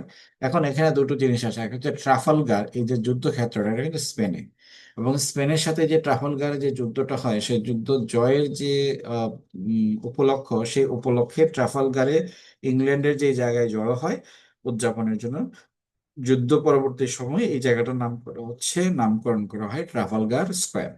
আচ্ছা, রাজা তৃতীয় জর্জ, উনি জার্মানির সিংহাসনে আরোহণ করেন, অর্থাৎ উনি ইংল্যান্ডের রাজা হলেও উনি জার্মানির সিংহাসনে আরোহণ করেন। মূলত আসলে যখন রাজতান্ত্রিক ছিল, তখন ইংল্যান্ডের রাজার সাথে যুক্তরাজ্যের বা গ্রেট ব্রিটেনের রাজাদের একটা পারিবারিক সম্পর্ক ছিল, সম্পত্তি দেনাপাওনার হিসাব ছিল, বা একটা স্বত্বাধিকারের বিষয় ছিল। দ্যাট সিকোয়েন্সে রাজা তৃতীয় জর্জ জার্মানি সিংহাসনে আরোহণ করেন, এবং এটা হচ্ছে হ্যানোভার। রাজা অষ্টম এডওয়ার্ড আমেরিকার বিধবা মহিলা সিমসনকে বিয়ে করেন, এবং উনি 36 সালে সিংহাসন ত্যাগ করেন। অর্থাৎ একজন আমেরিকান বিধবাকে ভালোবেসে রাজ সিংহাসন ত্যাগ করে যে রাজা, রাজা অষ্টম এডওয়ার্ড। এরপরে আসেন রাজা রানী দ্বিতীয় এলিজাবেথ, উনি গুরুত্বপূর্ণ। উনি ক্ষমতায় আরোহণ করেন 1952 সালে, এবং উনি মারা যান 2022 সালে। এবং উনি ব্রিটিশ সিংহাসনে যতজন অধিষ্ঠিত হন, তাদের মধ্যে সবচেয়ে দীর্ঘ সময় ধরে অধিষ্ঠিত ছিলেন রানী দ্বিতীয় এলিজাবেথ। আচ্ছা, যুক্তরাজ্যের যারা প্রধানমন্ত্রী ছিলেন, এদের মধ্যে আহ স্যার রবার্ট ওয়ালপল ছিলেন প্রথম ব্রিটিশ প্রধানমন্ত্রী, এবং আরেকজন উল্লেখযোগ্য ব্রিটিশ প্রধানমন্ত্রী, যিনি হচ্ছেন উইলিয়াম গ্ল্যাডস্টোন। তার একটি বিখ্যাত উক্তি রয়েছে যে justice delayed is justice denied. সুতরাং রবার্ট ওয়ালপলকে আপনি কেন মনে রাখবেন? কারণ উনি ছিলেন ব্রিটেনের প্রথম প্রধানমন্ত্রী। উইলিয়াম গ্ল্যাডস্টোনকে আপনি কেন মনে রাখবেন? কারণ উনি একটা বিখ্যাত উক্তি দিয়েছেন। কি উক্তিটা হচ্ছে justice delayed is justice denied. আচ্ছা, দ্বিতীয় বিশ্বযুদ্ধ চলাকালীন সময়ে ইংল্যান্ডের বা ব্রিটেনের যে প্রধানমন্ত্রী ছিলেন, যুক্তরাজ্যের যে প্রধানমন্ত্রী ছিলেন, উনি হচ্ছেন উইনস্টন চার্চিল। দ্বিতীয় বিশ্বযুদ্ধের প্রেক্ষাপটে উনি একটি বই লেখেন, বইটার নাম হচ্ছে দ্য সেকেন্ড ওয়ার্ল্ড ওয়ার। এই বইটি লেখার জন্য বা বইটির যে প্রেক্ষাপট, এ কারণে 1953 সালে উনি সাহিত্যে নোবেল পুরস্কার পান। প্রশ্ন আসতে পারে যে রাজনীতিবিদ হয়েও সাহিত্যে নোবেল পুরস্কার পান কোন ব্যক্তি? মানে হচ্ছে উইনস্টন চার্চিল। ওনার একটা বিখ্যাত উক্তি রয়েছে, we shall fight on the beach. এটা মূলত নরম্যান্ডি যে যুদ্ধ আছে, সেই নরম্যান্ডি যুদ্ধের আগে, যখন যৌথ বাহিনী নরম্যান্ডি আক্রমণ করে, অর্থাৎ জার্মান যখন আহ যুক্তরাজ্যকে খুব একঘরে করে ফেলে, শুধু যুক্তরাজ্য না, ফ্রান্স সহ অন্যান্য ইউরোপের রাষ্ট্রগুলোকে, যখন যুক্তরাজ্য বাধ্য হয়ে নরম্যান্ডিতে আক্রমণ করে, এবং এই নরম্যান্ডিতে আক্রমণে যুক্তরাষ্ট্র সহ অন্যান্য যে ইউরোপীয় দেশগুলো রয়েছে মিত্ররা, তাদের মিত্রদের যৌথ আক্রমণ আগে এই উক্তিটা উইনস্টন চার্চিল করেন, we shall fight on the beaches. আহ, এখানে আসলে বিচেসটা বানানটাকে একটু চেঞ্জ করে দিতে হবে। বানানটাকে একটু অড আছে, এটা হচ্ছে বিচেস।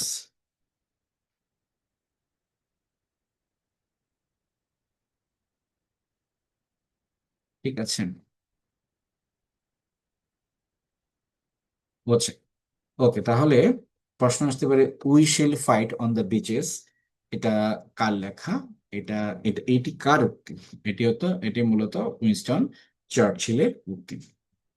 আচ্ছা, ওনাকে ওনার সময় বিশেষ করে আইডিওলজিক্যাল ডিফারেন্স রাশিয়ার সাথে, যে সমাজতন্ত্র এবং ধনতন্ত্র নিয়ে বা স্নায়ুযুদ্ধ নিয়ে যে ডিফারেন্স, সে ডিফারেন্সটাকেই আসলে উইনস্টন চার্চিল বলতেন লৌহ পর্দা বা আয়রন কার্টিন। অর্থাৎ যে পর্দাটা রাশিয়া এবং আমেরিকা সহ ইউরোপের অ্যালাইডকে পৃথক করেছে, যে যে কনসেনসাস, যে ফ্যাক্ট বা যে যে ইস্যু, সেই ইস্যুটাই হচ্ছে লৌহ পর্দা। মানে হচ্ছে একটা অদৃশ্য ব্যবধান তাদের এই দুই পক্ষের মধ্যে আছে। যদিও তারা জার্মানির বিপক্ষে দুই পক্ষেই লড়েছে, বিশেষ করে যুক্তরাজ্য, যুক্তরাষ্ট্র, ফ্রান্স এবং যারা হচ্ছে মানে সমাজ কি বলে ক্যাপিটালিস্টিক ভাবধারা বা ধনতান্ত্রিক ভাবধারা, বা যারা একটু মুক্ত অর্থনীতিকে তারা যারা প্রায়োরিটি দিত, তাদের দেশগুলো। এবং বিপরীত পক্ষে রয়েছে সমাজতান্ত্রিক ধরনের দেশ। এরপরে গুরুত্বপূর্ণ প্রধানমন্ত্রী হচ্ছে মার্গারেট থেচার। মার্গারেট থেচার এক 1979 থেকে 1990 এখানে প্রায় 11 বছর ক্ষমতায় ছিলেন। এবং প্রধানমন্ত্রী হওয়ার আগে উনি গবেষক ছিলেন, উনি মূলত রাসায়নিক গবেষণার কাজ কাজ করতেন। এবং বর্তমানে যুক্তরাজ্যের যিনি প্রধানমন্ত্রী রয়েছেন ওনার নাম হচ্ছে স্যার কিয়ার স্টারমার। এটাকে আপনারা দেখেন। সুতরাং আমরা এখানে আহ, যুক্তরাজ্যের অনেক কয়েকজন রাজা সম্পর্কে আমরা জেনেছি, এবং বর্তমানে যুক্তরাজ্যের প্রধানমন্ত্রী সহ আরো কয়েকজন প্রধানমন্ত্রী সম্পর্কে জেনেছি। এর মধ্যে ছিল sir Robert Walpole, William Gladstone, Winston Churchill, Margaret Thatcher, এবং সর্বশেষ হচ্ছে স্যার কিয়ার স্টারমার। আচ্ছা, যুক্তরাজ্যের কিছু বিখ্যাত স্থান রয়েছে। এর মধ্যে হচ্ছে ডাউনিং স্ট্রিট, যেটাকে আমরা বলি 10 নং ডাউনিং স্ট্রিট। এটা বিখ্যাত কারণ এটি হচ্ছে প্রধানমন্ত্রীর বাসভবন। এবং 11 নং ডাউনিং স্ট্রিট, সেটা হচ্ছে অর্থমন্ত্রীর বাসভবন। তাহলে এই যে 10-11-র মধ্যে আমাদের কনফিউশন হয়। তাহলে 10 নং ডাউনিং স্ট্রিট হচ্ছে প্রধানমন্ত্রীর বাসভবন, এবং 11 নং ডাউনিং স্ট্রিট হচ্ছে অর্থমন্ত্রীর বাসভবন। আচ্ছা, যুক্তরাজ্যের একটি বিখ্যাত প্রাসাদ রয়েছে, যেটাকে আমরা বলি বাকিংহাম প্যালেস। এই প্রাসাদ এই জন্য বিখ্যাত যে ব্রিটিশ যে রাজ পরিবার রয়েছে বা রানী রয়েছেন, ওনারা মূলত পারিবারিকভাবে এখানে বসবাস করেন। হোয়াইট হল প্রশাসনিক সদর দপ্তর বা ব্রিটিশ সরকারের কার্যালয়। আমরা যেমন যেমন প্রধানমন্ত্রীর কার্যালয় বলি, সেটা প্রধানিক বা আহ, গুরুত্বপূর্ণ সরকারি স্থাপনা, সেটা হচ্ছে হোয়াইট হল। আচ্ছা, সংসদ ভবনকে যুক্তরাজ্যে বলা হয় ওয়েস্টমিনিস্টার অ্যাবে, যেটি হচ্ছে প্রচলিত হচ্ছে পার্লামেন্ট ভবন হিসেবে। ট্রাফালগার স্কোয়ার রাজনৈতিক সভা সমাবেশের জন্য বিখ্যাত। আচ্ছা, ট্রাফালগার স্কোয়ার কোথায় অবস্থিত? এটি হচ্ছে লন্ডনে অবস্থিত। আচ্ছা, ইন্ডিয়া হাউস কোথায় অবস্থিত? ইন্ডিয়া হাউস লন্ডনে অবস্থিত। মূলত ইন্ডিয়া হাউস থেকেই যদি আমরা খুব নর্মালি চিন্তা করি, 1947 সালের আগে ব্রিটিশরা যখন ইন্ডিয়াকে শাসন করত, তখন এই যে ইন্ডিয়া হাউস ছিল, মানে ইন্ডিয়া এবং মিয়ানমারকে শাসন করার জন্য যে অফিস, সে অফিস ছিল ইন্ডিয়া হাউস নামে পরিচিত ছিল, সেটা হচ্ছে লন্ডনে। গ্রিনিস মানমন্দির সম্পর্কে আমরা জানি যে লন্ডনে এমন একটা স্থাপনা রয়েছে যেটাকে মানমন্দির বা সময় নির্ধারণের জন্য ব্যবহার করা হয়, তার নাম হচ্ছে গ্রিনিস মানমন্দির। এই গ্রিনিস মানমন্দিরকেই নিয়ে হচ্ছে জিএমটি বা গ্রিনিস মিন টাইম। এই জিএমটি অনুসারে মূলত মূল মধ্যরেখা নির্ধারিত হয়। আচ্ছা, যুক্তরাজ্যে একটা বিখ্যাত রাস্তা রয়েছে, তার নাম হচ্ছে পলমল। এটা একটা সড়ক, এটা হচ্ছে বিখ্যাত সড়ক। আরেকটা আহ, বিখ্যাত হাউস রয়েছে, সেটা হচ্ছে মালবোরো হাউস, যেটা হচ্ছে কমনওয়েলথের সদর দপ্তর নামে পরিচিত। বুশ হাউস, যেটা পূর্বে বিবিসির কার্যালয় হিসেবে ব্যবহৃত হতো। সুতরাং বিক্ষিপ্তভাবে এই তথ্যগুলো আমরা একটু জেনে যাব। আচ্ছা, এরপরে আমরা যুক্তরাজ্য সম্পর্কে দেখি। ইউনিয়ন জ্যাক হচ্ছে যুক্তরাজ্যের যে পতাকা রয়েছে, এই পতাকার যে 8টি ত্রিভুজ রয়েছে, এই 8টি ত্রিভুজকে একসাথে বলা হচ্ছে ইউনিয়ন জ্যাক। বিগ বেন হচ্ছে পার্লামেন্ট ভবনের উত্তরাংশ হচ্ছে বিশাল ঘরটা, অর্থাৎ যুক্তরাজ্যের যে পার্লামেন্ট রয়েছে সেই পার্লামেন্ট ভবনের উপরে যে বিশাল ঘড়ি রয়েছে সেটাকে আমরা সাধারণত বলি বিগ বেন।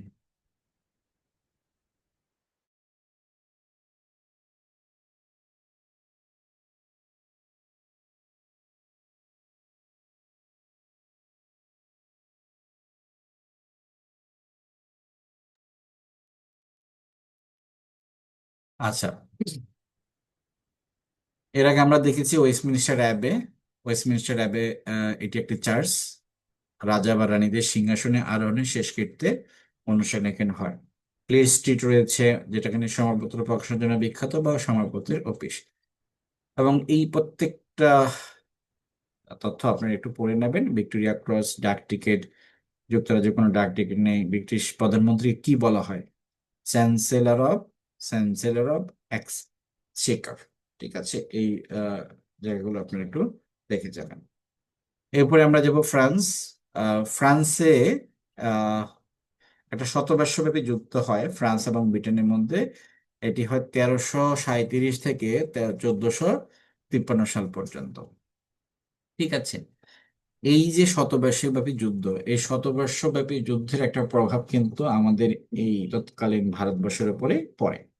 এখন আমরা প্রথমত জানি যে আসলে এই যে শতবর্ষব্যাপী যুদ্ধ ফ্রান্স এবং ইংল্যান্ডের মধ্যে, এটা যুদ্ধের কারণ কি ছিল। প্রথমত দেখি, প্রথম যে পয়েন্টটা বলা আছে সেটা হচ্ছে ফ্রান্সের পূর্ববর্তী যে রাজারা ভাইকিংদের। এখন ভাইকিং কারা? ভাইকিং হচ্ছে যারা উত্তর ইউরোপ থেকে, বিশেষ করে ফিনল্যান্ড, নরওয়ে, এখান থেকে যে লোকরা আসতো তাদের নাম হচ্ছে, তাদেরকে বলা হতো ভাইকিং বা নর্থম্যান। মানে নর্থ দিক থেকে আসা, নর্থ সাইড থেকে আসা, এই নর্থম্যান থেকে হয়ে গেছে নরম্যান, আর নরম্যান থেকে হয়ে গেছে নরম্যান্ডি। অর্থাৎ ফ্রান্সের নরম্যান্ডিতে যারা বসবাস করত তারা মূলত ভাইকিং বা নর্থম্যান জাতিতে ছিল। তাহলে প্রশ্ন হচ্ছে, ফ্রান্সের পূর্ববর্তী রাজারা ভাইকিংদের উৎপাত থেকে বাঁচায় তাদেরকে ছেড়ে দিয়েছিল নরম্যান্ডি অঞ্চল, যেটাকে আমরা অলরেডি এটা নিয়ে আমরা আলোচনা করেছি যে ফ্রান্সের একটা অঞ্চল হচ্ছে নরম্যান্ডি। আচ্ছা, দ্বিতীয় পয়েন্ট হচ্ছে যে নরম্যান্ডি অঞ্চলের যে শাসক তাদেরকে বলা হচ্ছে ডিউক। এই ডিউক উইলিয়াম দা কনকারার ইংল্যান্ডের রাজা এডওয়ার্ড দা কনফেসকারের মৃত্যুর পর সেখানকার সিংহাসন দাবি করেন। তাহলে দেখা যাচ্ছে যে ফ্রান্সের নরম্যান্ডিতে ভাইকিংরা আশ্রয় গ্রহণ করে, সেই ভাইকিংদের যে রাজা ডিউক, উনি মূলত ইংল্যান্ডের যে কনফেসরের মৃত্যুর পর, অর্থাৎ ফ্রান্সের একটা অংশের শাসক ইংল্যান্ডের সিংহাসন দাবি করে। তাহলে ফ্রান্স এবং ইংল্যান্ডের মধ্যে মূলত এই দ্বন্দ্বটা। এরপরে 1066 সালে ব্যাটল অফ হেস্টিংসে ইংল্যান্ডের পতন হয় নরম্যান্ডি শাসনের। অর্থাৎ নরম্যান যারা, ডিউক যারা, যারা ফ্রান্সের নরম্যান্ডিতে বসবাস করতো, তারা কিন্তু 1166 সালের দিকে তাদের যে শাসন সেটা ইংল্যান্ডে বিস্তার লাভ করে। উইলিয়াম থেকে তারা পরবর্তী শাসকেরা ইংল্যান্ডের মাটিতে সার্বভৌম রাজা হলেও সাগর পাড়ি দিয়ে নরম্যান্ডিতে পা রাখা মাত্র ডিউক হিসেবে পরিচিত হতেন ফ্রান্সের রাজার আজ্ঞাবহে। এখন সভরেনিটি কিন্তু ফ্রান্সের ছিল, ফ্রান্সের একটা অংশের রাজা বা অংশের শাসক ইংল্যান্ডের আহ, সিংহাসন দখল করেন। এবং ইংল্যান্ড শাসন করে আসলো, সে যখন ফ্রান্সে আসতো তখন তাকে আর রাজা বলা হতো না, তখন বলা হতো হচ্ছে ডিউক, কিছুটা সামন্ত জাতীয়। ঠিক আছে, এরপর দেখেন ইংল্যান্ডের রাজা তৃতীয় এডওয়ার্ড তার মায়ের মাধ্যমে ফ্রান্সের সঠিক রাজা হওয়ার দাবি করেন। তাহলে ইংল্যান্ডের রাজাদের তৃতীয় এডওয়ার্ড, ওনাদের যে পারিবারিক সম্পর্ক ছিল ফ্রান্সের শাসন রাজতন্ত্রের উপরে, সেখানের মাধ্যমে তারা ফ্রান্সের উপযুক্ত রাজা হওয়ার দাবি করেন। ফ্রান্সের সামন্ত অঞ্চল থেকে ইংরেজদের সরানোর জন্য ফ্রান্সের পঞ্চম চার্লসের উচ্চাকাঙ্ক্ষা দেখা দেয়। এই উচ্চাকাঙ্ক্ষার জন্যই ফিলিপ এবং এডওয়ার্ডের মধ্যে উত্তেজনা শেষ পর্যন্ত যুদ্ধে করায়। তাহলে এডওয়ার্ড হচ্ছে ইংল্যান্ডের এবং ফিলিপ হচ্ছে ফ্রান্সের। অর্থাৎ এখানে আহ রাজায় রাজায় যে যুদ্ধ, সেই রাজায় রাজায় যুদ্ধটাই হচ্ছে মূলত 100 বছর ধরে চলে। এটা একটা আঞ্চলিক যুদ্ধে পরিণত হয়। এটাই হচ্ছে ইংল্যান্ড এবং ফ্রান্সের মধ্যে শতবর্ষব্যাপী যুদ্ধ। যুদ্ধের শুরুতে ফ্রান্সের রাজা যারা তারা পরাজিত হন এবং পলায়ন করে, এবং পরবর্তীতে ফরাসি বীর জোয়ান অফ আর্ক, দেখেন আপনাদের পরীক্ষায় জোয়ান অফ আর্ক আসতে পারে, কিন্তু জোয়ান অফ আর্ক একজন নারী যোদ্ধা। এই জোয়ান অফ আর্ক মূলত এই বর্ষব্যাপী যে যুদ্ধ হয় সে যুদ্ধে কিন্তু ফ্রান্সের নেতৃত্ব দেন এবং ফ্রান্সকে রক্ষা করার জন্য ইংল্যান্ডকে পরাজিত করেন, এবং এরপরে কিন্তু নেতৃত্বটা উনি বেশি দিন ধরে রাখতে পারে নাই, তবে তার যে সার্বভৌমত্ব ফ্রান্সের সেই সার্বভৌমত্ব ধরে রাখার জন্য যুদ্ধ করেন। তাহলে প্রশ্ন আসতে পারে জোয়ান অফ আর্ক নামটি কোন যুদ্ধের সাথে জড়িত? যেমন আমরা এর জানি ফ্লোরেন্স নাইটিঙ্গেল প্রথম বিশ্বযুদ্ধের সাথে জড়িত, ঠিক আছে। আচ্ছা,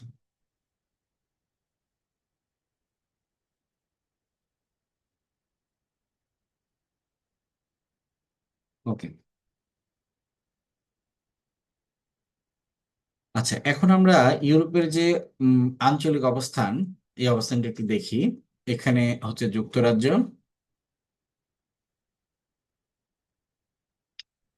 এটা হচ্ছে যুক্তরাজ্য।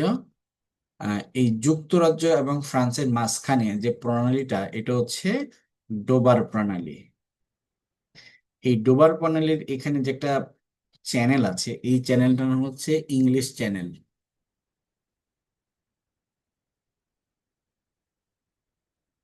ইংলিশ চ্যানেল, আচ্ছা। এটা মূলত আর্কটিক সি, আর এটা মূলত হচ্ছে আটলান্টিক সি। এই আর্কটিক বা উত্তর সাগরকে আটলান্টিক মহাসাগরের সাথে যুক্ত করেছে ডোবার প্রণালী। এটা হচ্ছে ফ্রান্সের সেই নরম্যান্ডি, যেখানে হচ্ছে ভাইকিংরা এসে আশ্রয় গ্রহণ করে। এটা হচ্ছে ফ্রান্সে হচ্ছে প্যারিস।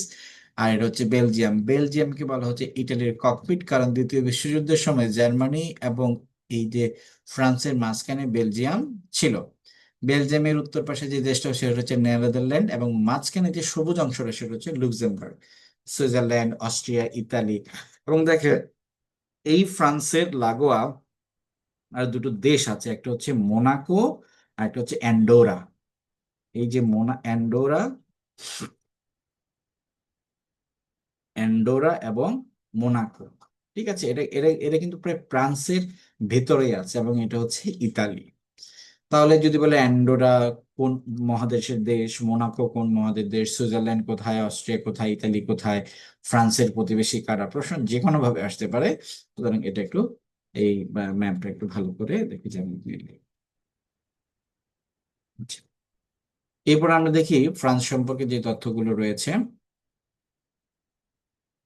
ফ্রান্সে একটা বিখ্যাত বিপ্লব হয়, বিপ্লবটার নাম আমরা সবাই জানি, এটা হচ্ছে ফরাসি ফরাসি বিপ্লব। ফ্রান্সের ফরাসি বিপ্লবের যে সময়কাল, এটা ছিল 1789 থেকে শুরু করে 1799। এই সময়কালে ফ্রান্সের যে রাজনৈতিক উত্থান পতন, সেই উত্থান পতনে আমরা বলি ফরাসি বিপ্লব বা বুর্জোয়া বিপ্লব। বুর্জোয়া মানে হচ্ছে যারা ব্যবসায়ী, যারা মধ্যবিত্ত শ্রেণী, তাদের বিপ্লবে হচ্ছে বুর্জোয়া বিপ্লব। এই যে ফ্রান্সের যে বিপ্লব, এই বিপ্লবের নেতা ছিলেন হচ্ছে রোবসপিয়ার। রোবসপিয়র এই নামটা আপনারা মুখস্থ করে নেবেন, যে রোবসপিয়র। এই রোবসপিয়র যে গ্রুপের বা ক্লাবের সদস্য ছিলেন, এই ক্লাবটার নাম ছিল জ্যাকোবিয়ান ক্লাব।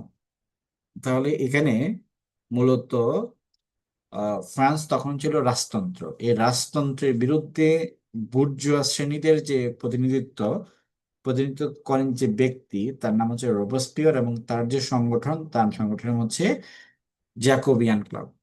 এই রোবসপিয়র যার বিরুদ্ধে মানে এই যে বিপ্লব করেন, বিপ্লবটা হচ্ছে রাজা ষোড়শ লুই, ঠিক আছে।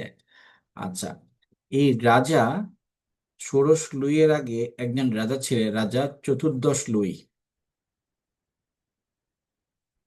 মানে লুই বংশের রাজা। ওনারা বলতেন যে আমি রাষ্ট্র।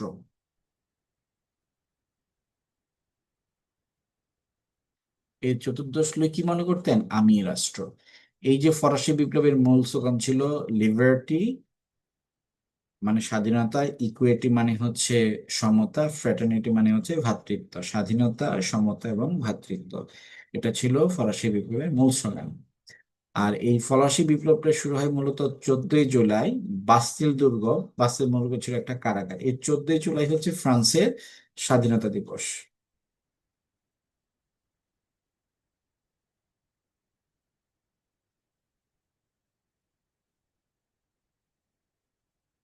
14 জুলাই হচ্ছে ফ্রান্সের স্বাধীনতা দিবস।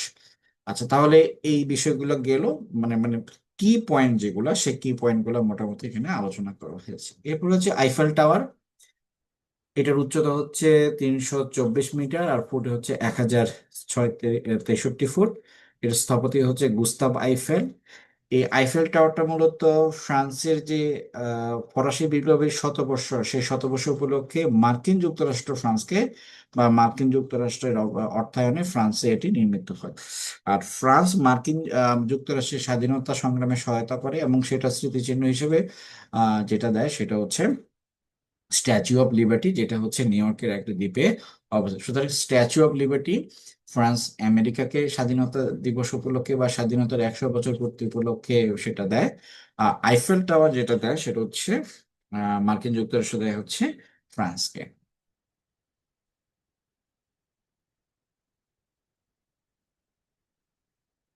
আচ্ছা, ফ্রান্সের যে ব্যক্তিগুলো রয়েছে এর মধ্যে হচ্ছে নেপোলিয়ন। নেপোলিয়নকে ফরাসি বিপ্লবের শিশু বলা হয়, এবং ওনাকে আরেকটা পরিচয় বলা হচ্ছে লিটল কর্পোরাল।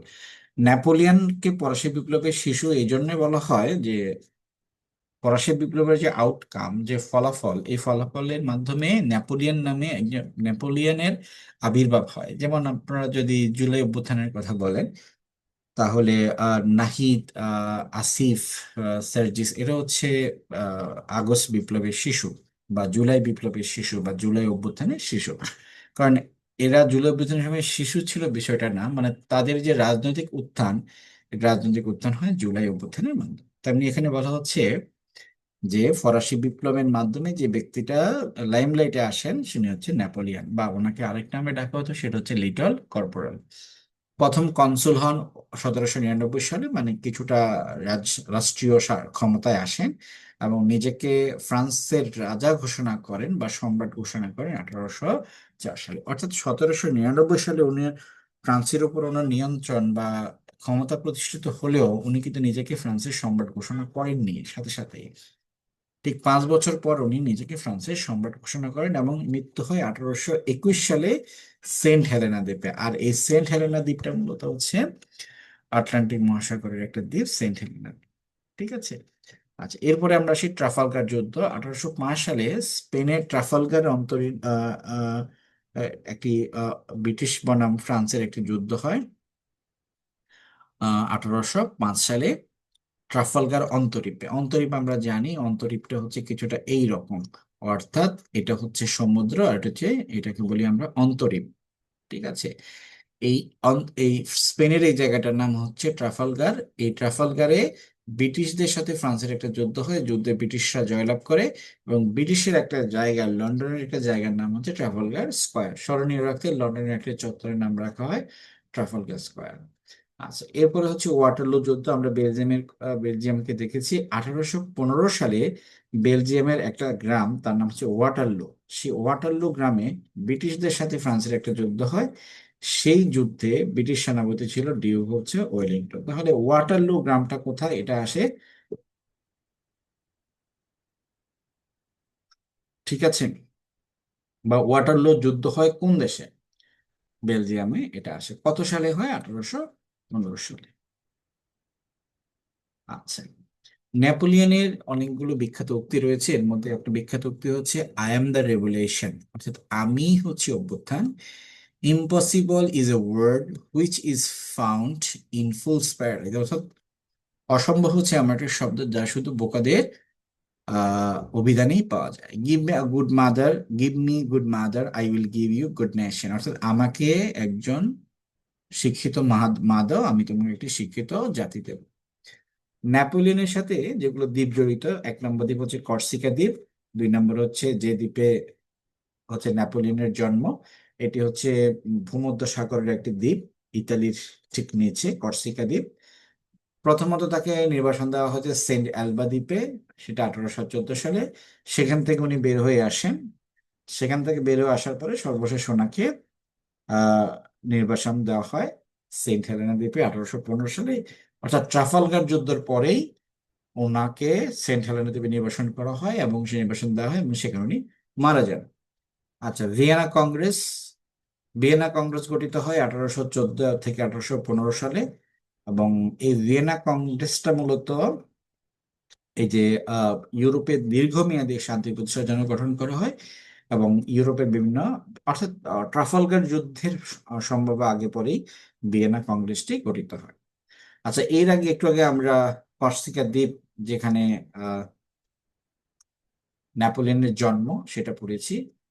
এখন আমরা দেখি আসলে এই যে আহ, কর্সিকা দ্বীপটা, এটা হচ্ছে এটা হচ্ছে সেই কর্সিকা দ্বীপ যেখানে মূলত, এবং এটা এখানে হচ্ছে ইতালি।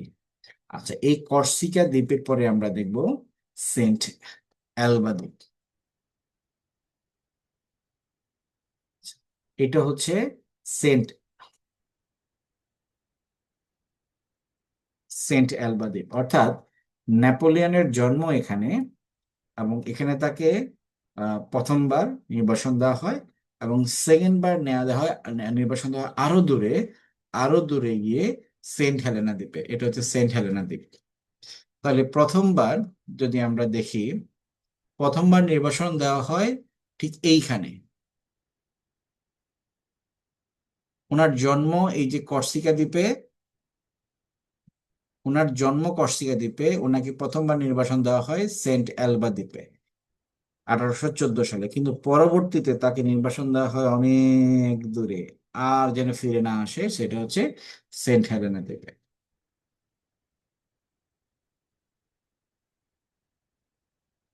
আচ্ছা, ফ্রান্সের নেপোলিয়নের বাইরেও আরো কিছু বিখ্যাত ব্যক্তি আছে। এই ব্যক্তিদের সম্পর্কে আমাদের একটু ধারণা নেব আমরা।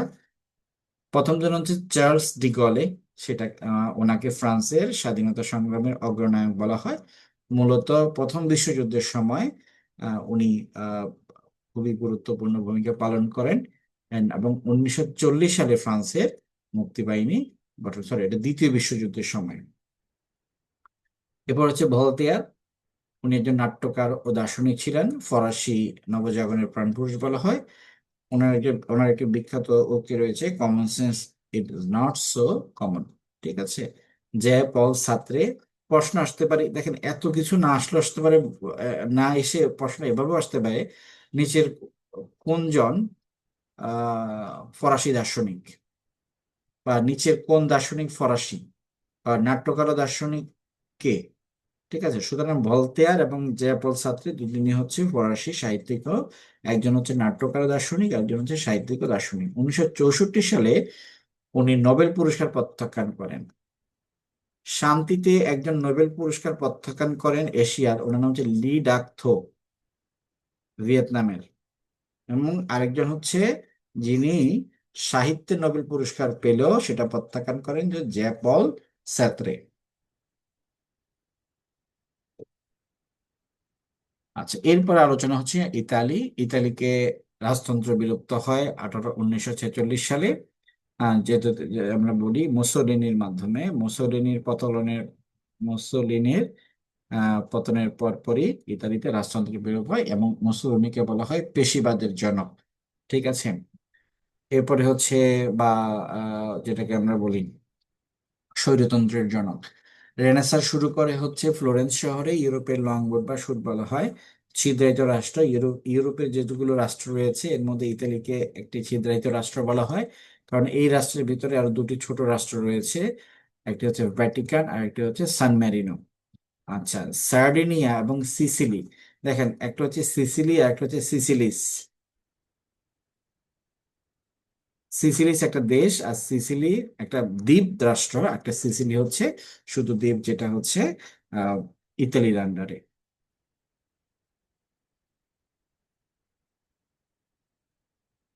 আচ্ছা, এইখানে আমরা একটু স্পষ্টভাবে দেখি, এটা হচ্ছে যেমন এটা হচ্ছে ইতালি, আর ইতালির ভেতরে দুটো উম শহর রয়েছে। একটা হচ্ছে ফ্লোরেন্স শহর, যেটাকে বলা হয়েছে যেখান থেকে মূলত রেনেসার উৎপত্তি, বা রেনেসান্স হয়, বা পুনরুজ্জীবন হয়।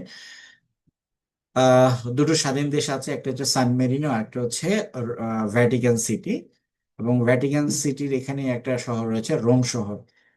এবং এখানে আরেকটা দ্বীপ রয়েছে ইতালির সিসিলি, সার্ডিনিয়া, কর্সিকা, যেখানে হচ্ছে নেপোলিয়নের জন্ম। সুতরাং কর্সিকা, সার্ডিনিয়া, সিসিলি, এই দ্বীপগুলো হচ্ছে ইতালির আশেপাশে টেরিটরি এবং ইতালির বিখ্যাত শহর হচ্ছে ফ্লোরেন্স এবং রোম।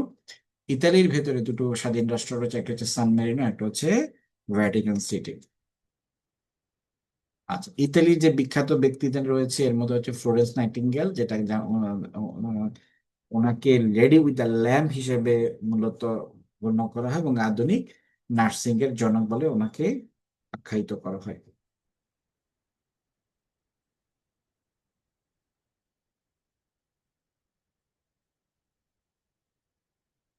আচ্ছা, লেডি উইথ দ্য ল্যাম্প এই কথাটা বলার কারণ হচ্ছে উনি ক্রিমিয়ার যুদ্ধে, বিশেষ করে রাশিয়া এবং অটোমান সাম্রাজ্যের সাথে যে যুদ্ধ হয় 1853 সাল থেকে 1986 সাল পর্যন্ত, এই সময়ে যুদ্ধাহত সৈনিকদের রাতের বেলা উনি আহ ছোট্ট কুপি বা আলো বা মোমবাতি জ্বালিয়ে সুস্থতা করতেন, বা মোমবাতি জ্বালিয়ে তাদের অসুস্থতা দেখতে যাইতেন, তাদেরকে খোঁজ খবর নিতেন। এ কারণে বলা হচ্ছে the lady with the lamp K Florence nightingale. উনি একজন ইতালির অধিবাসী বা ইতালিতে জন্মগ্রহণ করেন। আমরা একটু আগে বলেছি ফ্যাসিজমের প্রবর্তক হচ্ছে ইতালির মুসোলিনি, এবং আমাদের অনেকেই ধারণা ফ্যাসিজমের প্রবর্তক হচ্ছে হিটলার, কিন্তু না, ফ্যাসিজমের প্রবর্তক হচ্ছে মুসোলিনি। দ্বিতীয় বিশ্বযুদ্ধ সমকালীন ইতালির প্রধানমন্ত্রী ছিলেন। আমরা জানি 1946 সালে ইতালির রাজতন্ত্র বিলুপ হয়। আহ এই যে বেনিতো মুসোলিনি, ওনার যে রাজনৈতিক দল ছিল এটা হচ্ছে ন্যাশনাল ফ্যাসিস্ট পার্টি, মানে নামই ছিল ফ্যাসিস্ট। ঠিক আছে, উনি স্বঘোষিত উনি ফ্যাসিস্ট ছিলেন, এবং ওনাকে 1945 সালে মৃত্যুদণ্ড দেওয়া হয় দ্বিতীয় বিশ্বযুদ্ধের অপরাধের কারণে। ইতালির ভেতরে যে দুটো স্বাধীন রাষ্ট্র রয়েছে যার কারণে ইতালিকে আহ ছিদ্রায়িত রাষ্ট্র বলা হয়, একটা হচ্ছে ভ্যাটিকান সিটি আর একটা হচ্ছে সান ম্যারিনো। ভ্যাটিকান সিটি হচ্ছে একটি খুবই ছোট রাষ্ট্র, মানে ধর্মীয়, বিশেষ করে ক্যাথলিক ধর্মীয় একটা রাষ্ট্র ব্যবস্থা, যেখানে শুধু যারা পোপ তারাই বসবাস করেন। এটা মূলত 1929 সালে যে ল্যান্টার্ন চুক্তি স্বাক্ষরিত হয় ইতালির সাথে, সেই চুক্তির মাধ্যমে মূলত ভ্যাটিকান সিটির এই টেরিটরিটা একটা স্বাধীন রাষ্ট্র হিসেবে পরিগণিত হয়, যার আয়তন হচ্ছে 44.44 বর্গ কিলোমিটার। এবং এখানের যে নিরাপত্তার জন্য যারা রয়েছে তাদেরকে বলা হচ্ছে সুইস গার্ড। এবং এই যে ভ্যাটিকান সিটি, এটা মূলত একটা কম্পাউন্ড, একটা বিল্ডিং কম্পাউন্ড। এটি মূলত বিশ্ব ঐতিহ্য হিসেবে স্বীকৃত 1984 সালে। বর্তমান যিনি ভ্যাটিকান পোপ রয়েছেন, আহ আহ, এই পোপ চেঞ্জ হয়েছে, সুতরাং এটাকে আমি এখানে রাখা ঠিক হবে না। এই পোপটা চেঞ্জ হয়েছেন, এখন যিনি পোপ রয়েছেন উনি হচ্ছেন আমেরিকান। ঠিক আছে, একজন আমেরিকান। আহ ওইটা আপনারা আপডেটে পেয়ে যাবেন। আচ্ছা, এরপরে হচ্ছে জার্মানি। জার্মানির যে শাসন ব্যবস্থা, এটা আসলে কয়েক ভাগে আমরা ভাগতে পারি। একটা হচ্ছে ভাইমার প্রজাতন্ত্র, আর একটা হচ্ছে অটোম্যান বিসমার্ক, জার্মান সাম্রাজ্য বা হিটলারের সময়কালীন। প্রথম যে সময়কালটা সেটা হচ্ছে 1871 থেকে শুরু করে 1918 সাল পর্যন্ত। এই সময়ে আহ যিনি রাজা ছিলেন তাদেরকে বলা হতো কাইজার, অর্থাৎ এই সময়টা ছিল জার্মানিতে রাজতন্ত্র। এবং সর্বশেষ সম্রাট বা রাজা ছিলেন উইলহেম, এবং কাইজার তৃতীয়, যিনি জার্মান এবং একই সাথে ইংল্যান্ডের রাজা ছিলেন। এখন প্রশ্ন আসতে পারে, জার্মানির কোন সম্রাট একই সাথে ইংল্যান্ড এবং জার্মানির রাজা ছিলেন? এটা হচ্ছে কাইজার তৃতীয় জর্জ। শেষ কাইজার বা সম্রাট কে ছিলেন? উইলহেম। আর কাইজার, যেমন এখন যদি বলে চ্যান্সেলর, এই চ্যান্সেলর পদটা কার? চ্যান্সেলর হচ্ছে জার্মানির যে প্রধানমন্ত্রী, মনকে বলা হয় চ্যান্সেলর। তেমনি যখন জার্মানি তন্ত্রী ছিল, তখন প্রধানমন্ত্রীকে বা রাজাকে বলা হতো কাইজার। এই কাইজারদের সময়ে একজন প্রধানমন্ত্রী ছিলেন, বা প্রথম চ্যান্সেলর যিনি ছিলেন, উনি ছিলেন অটোমন বিসমার্ক। ওনাকে আধুনিক জার্মানির জনক বলা হয়। 1871 থেকে 1890 সাল এই সময় পর্যন্ত অটোম্যান বিসমার্ক ছিলেন জার্মানির চ্যান্সেলর বা প্রথম চ্যান্সেলর। প্রশ্ন আসতে পারে, জার্মানির প্রথম চ্যান্সেলর কে ছিলেন? উত্তর হবে অটোম্যান বিসমার্ক। আধুনিক জার্মানির জনক কে? আধুনিক জার্মানির জনক হচ্ছেন অটোম্যান। কেন ওনাকে আধুনিক জার্মানির জনক বলা হয়? কারণ উনি যখন চ্যান্সেলর হন তখন প্রায় 39টি ক্ষুদ্র ক্ষুদ্র রাজ্য নিয়ে উনি একটা কম্বাইন্ড টেরিটরি গঠন করেন, তার নাম দেন উনি জার্মান। সুতরাং জার্মান রাষ্ট্রটা মূলত অটোম্যান বিসমার্কের হাত দিয়ে করা। এই জার্মানি, এটা ওনাকে বলা হচ্ছে আধুনিক জার্মানির জনক। ওনার যে বিখ্যাত উক্তি, সে উক্তিটা হচ্ছে, এটাও ইতিহাসের শিক্ষা যে কেউই ইতিহাস থেকে শিক্ষা নেয় না।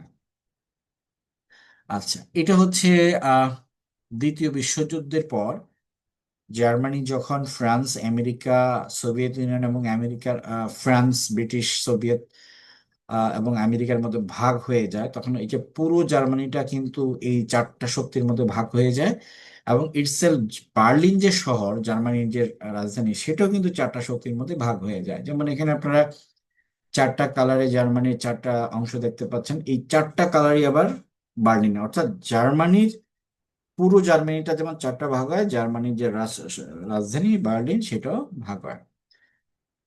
ওকে, অটোম্যান বিসমার্কের কথা আমরা বলেছি আধুনিক জার্মানির জন্য। এই অটোম্যান বিসমার্কের একটা পলিসি ছিল, পলিসির হচ্ছে ব্লাড এন্ড আয়রন পলিসি।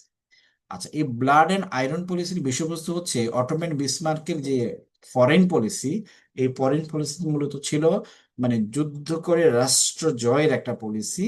এটাকে আমরা বলতাম, বা এটাকে বলা যায় ব্লাড এন্ড আয়রন পলিসি। এর মানে হচ্ছে সামরিক শক্তি বা নির্ভর যে পলিসি। যেমন আমরা যদি চিন্তা করি, হিটলারের পলিসিটাও কিন্তু ছিল ঠিক এই রকম, যে যুদ্ধ বা সামরিক শক্তি প্রদর্শন করে পৃথিবীর সকল দেশের উপর তাদের একটা প্রভুত্ব অর্জন করা।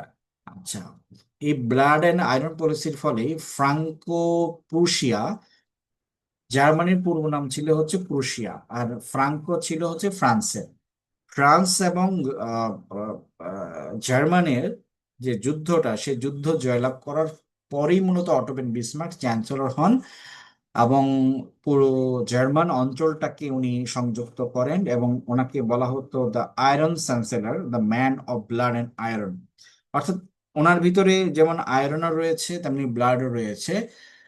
যেমনি ব্লাড অ্যান্ড অর্থাৎ ওনার ব্লাডে আয়রন আছে, এর মানে হচ্ছে উনি অস্ত্র, যুদ্ধ এগুলোকে খুব পছন্দ করতেন, এবং ওনাকে এগুলোকে উনি প্রধান অস্ত্র হিসেবে ব্যবহার করেছেন, প্রধান উপায় হিসেবে ব্যবহার করছেন। সুতরাং জার্মানির যে রাজতান্ত্রিক বা শাসনতান্ত্রিক ব্যবস্থা, কাইজার শাসন ছিল, আর কাইজারদের মধ্যে প্রথম চ্যান্সেলর ছিল অটোম্যান বিসমার্ক। এরপরে আসে ভাইমার প্রজাতন্ত্র, অর্থাৎ প্রথম বিশ্বযুদ্ধের পর জার্মানির যে যারা ক্ষমতায় আসে তাদেরকে আমরা বলি ভাইমার প্রজাতন্ত্র। এই ভাইমার প্রজাতন্ত্রের পরে আসে নাৎসি জার্মানি 1933 সাল থেকে 1945 সাল পর্যন্ত।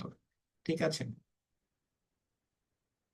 ওকে, এখানে দেখেন, এখানে অ্যাডলফ হিটলার সম্পর্কে বলা আছে, উনি কোথায় জন্মগ্রহণ করেন, উনি কত সালে প্রথম চ্যান্সেলর হন, এবং উনি কত সালে প্রধানমন্ত্রী হন বা কত সালে ফুয়েরার হন।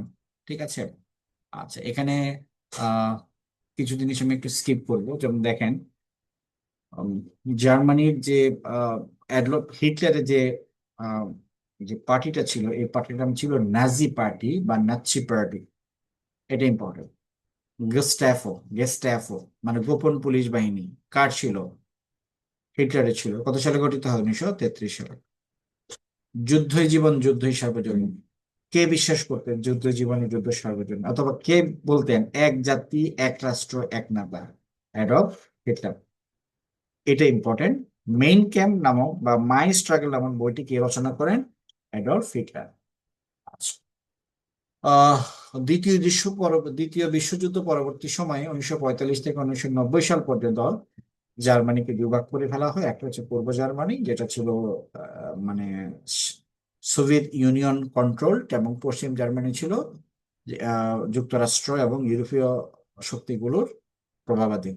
আচ্ছা, এরপরে দেখেন আহ, বার্লিন প্রাচীর। এটা মূলত পূর্ব জার্মানি 13 আগস্ট 1921 সালে নির্মাণ করে। এটা দৈর্ঘ্য হচ্ছে 155 কিলোমিটার, এবং এটা ভাঙা হয়। এর মানে হচ্ছে বার্লিন প্রাচীরটা জনগণের আহ আক্রোশের কারণে, জনগণের বিরোধিতার কারণে এটা 1989 সালে এটা ভেঙে ফেলা হয়। এবং দুই জার্মানি, এটা ইম্পর্টেন্ট, এই যে চারটার মধ্যে এটা বেশি ইম্পর্টেন্ট, দুই জার্মানি একত্রিত হয় কত সালে? 3রা অক্টোবর 1990 সালে। আচ্ছা, সেই 90 সাল থেকে শুরু করে এখন পর্যন্ত জার্মানির যে জায়গাগুলো আমরা একটু দেখবো, সেটা হচ্ছে যুক্ত জার্মানির প্রথম নির্বাচন হয় 1990 সালে। অ্যাঞ্জেলা মার্কেল, এটা ইম্পর্টেন্ট, অ্যাঞ্জেলা মার্কেল ছিলেন জার্মানির প্রথম মহিলা চ্যান্সেলর। বর্তমানে যিনি চ্যান্সেলর ওনার নাম হচ্ছে ওলাফ শলৎস। ফ্রাঙ্কফুর্ট একটি শহর, যেই শহরে একটা বই মেলার আয়োজন করে। এছাড়া হচ্ছে ব্ল্যাক ফরেস্ট নামে একটা ফরেস্ট রয়েছে। আচ্ছা, এটা পরবর্তী আমরা যাচ্ছি। এখানে দেখেন, এই যে ডট ডট ডট হলুদ যেগুলো, এটা হচ্ছে বার্লিন প্রাচীর। এই বার্লিন প্রাচীর মূলত বার্লিন শহরকে দুই ভাগ করে ফেলা হয়েছে। এক পক্ষে ছিল আহ উত্তর পূর্ব জার্মানি, আরেক পক্ষে ছিল হচ্ছে পশ্চিম জার্মানি, মানে পশ্চিম জার্মানিতে যারা ক্ষমতায় ছিল। ঠিক আছে, এই বার্লিন প্রাচীরটা 1979 সালে ভেঙে ফেলা হয়। জার্মানির দুইজন বিখ্যাত দার্শনিক, একজন ধর্মতত্ত্ববিদ, একজন বিখ্যাত দার্শনিক হচ্ছে কার্ল মার্কস, যাকে আধুনিক সমাজতন্ত্রের জনক বলা হয়। এবং সমাজতন্ত্রের বাইবেল বলে পরিচিত কমিউনিস্ট ম্যানিফেস্টো, এই বইটার উনি রচনা করেন বা লেখেন। রুশ বিপ্লবের যে 1917 সালে যে রুশ বিপ্লব হয়, রুশ বিপ্লব মূলত এই যে কার্ল মার্কসের লেখা দাস ক্যাপিটাল বইটার যে অনুপ্রেরণা, সেই অনুপ্রেরণায় মূলত 1917 সালের যে ফরাসি বিপ্লব সেটি সংঘটিত হয়। মার্টিন লুথার কে ছিলেন? মার্টিন লুথার ছিলেন একজন জার্মান জার্মান তত্ত্ববিদ এবং সংস্কারক। এই মার্টিন লুথারই এই যে প্রোটেস্ট্যান্ট, যেমন আপনারা দেখেন খ্রিস্টান ধর্মের মধ্যে একটা অংশ আছে প্রোটেস্ট্যান্ট। এই প্রোটেস্ট্যান্ট কারা? যারা মার্টিন লুথারের অধীনে ক্যাথলিক যে ব্যবস্থা, সেই ক্যাথলিক ব্যবস্থার বিরুদ্ধে যারা সংস্কার করার জন্য যারা প্রোটেস্ট করে, তারাই হচ্ছে প্রোটেস্ট্যান্ট। আচ্ছা, এরপরে আমরা দেখি রাশিয়ায় 1917 সাল পর্যন্ত যে শাসনটা ছিল সেটা ছিল জার শাসন। এবং এই প্রথম জার ছিল পিটার দ্য গ্রেট। এই পিটার দ্য গ্রেটই উনি দাড়ির উপর কর আরোপ করেন। এই অঞ্চলেও দাড়ির উপর কর আরোপ করা হতো তিতুমিরের আমলে। তিতুমিরের আমল বলতে আমরা যখন দেখি তিতুমিরের যে নারিকেল নারিকেল বাড়িয়ার যে বাঁশের কেল্লা এবং যে তিতুমিরের যে স্বাধীনতা সংগ্রাম, সেই স্বাধীনতা সংগ্রামের কারণ ছিল কিন্তু দাড়ির উপর কর। এবং সর্বশেষ যে জার, সে জার ছিলেন দ্বিতীয় নিকোলাস। আচ্ছা, রাশিয়ার সাথে যে যুদ্ধটা জড়িত সেটা হচ্ছে ক্রিমিয়ার যুদ্ধ। আচ্ছা, যেখানে আমরা অলরেডি যখন আমরা ইতালি নিয়ে পড়েছি, সেখানে আমরা দেখেছি যে ফ্লোরেন্স নাইটিঙ্গেলের যে আলোচনাটা ক্রিমিয়ার যুদ্ধের নিয়ে। আচ্ছা, ক্রিমিয়ার যুদ্ধটা মূলত রাশিয়ার সাথে অটোমান সাম্রাজ্য, যেটাকে আমরা বলি বর্তমানে তুরস্ক, রাশিয়া ভার্সেস অটোমান সাম্রাজ্য, ফ্রান্স এবং ব্রিটেন, মানে তিনটা শক্তি ভার্সেস রাশিয়ার সাথে যে যুদ্ধটা হয় সেটা হচ্ছে ক্রিমিয়ার যুদ্ধ। এই ক্রিমিয়ার যুদ্ধটা মূলত হয় দুটো কারণে। একটা হচ্ছে তুরস্কের মধ্যে যে দার্দানেলিস প্রণালী ছিল সেটার উপর নিয়ন্ত্রণ। এটা নিয়ন্ত্রণটা এরকম, আসলে আপনারা যদি কৃষ্ণ সাগর দেখেন, তাহলে রাশিয়ার জন্য দার্দানেলিস প্রণালীটা কিন্তু খুব ইম্পর্টেন্ট। কারণ রাশিয়ার উত্তর দিকে যত সমুদ্র আছে এগুলো কিন্তু বরফে ঢাকা। বছরে প্রায় 6 মাস 8 মাসই ওরা বরফের নিচে থাকে, এই পোর্টগুলো। এই কারণে রাশিয়া তার উত্তর দিকে পোর্টগুলো ব্যবহার করতে পারে না। সে শুধু এই যে ক্রিমিয়ার আশেপাশে যে পোর্টগুলা, সেই পোর্টগুলো ব্যবহার করতে পারে। আর এখানে মূলত তুরস্কের বা অটোমান সাম্রাজ্যের একটা প্রভাব ছিল। এই প্রভাবের কারণে মূলত তাদের যে দ্বন্দ্বটা। এবং একই সাথে আরেকটা ইস্যু ছিল তুরস্কের খ্রিস্টানদের রক্ষা। সুতরাং এই দুটো কারণে রাশিয়া এবং অটোমান সাম্রাজ্য প্লাস ফ্রান্স এবং ব্রিটেনের মধ্যে যুদ্ধ হয়, সেটা হচ্ছে ক্রিমিয়ার যুদ্ধ। এটার ফলাফল রাশিয়া পরাজিত হয় এবং প্যারিস চুক্তির মাধ্যমে এই যুদ্ধের সমাপ্তি হয়। এই যুদ্ধের সাথে সংশ্লিষ্ট ব্যক্তি ছিল ফ্লোরেন্স নাইটিঙ্গেল, যেটা অলরেডি আমরা ফ্লোরেন্স নাইটিঙ্গেলের কথা আলোচনা করেছি। আচ্ছা,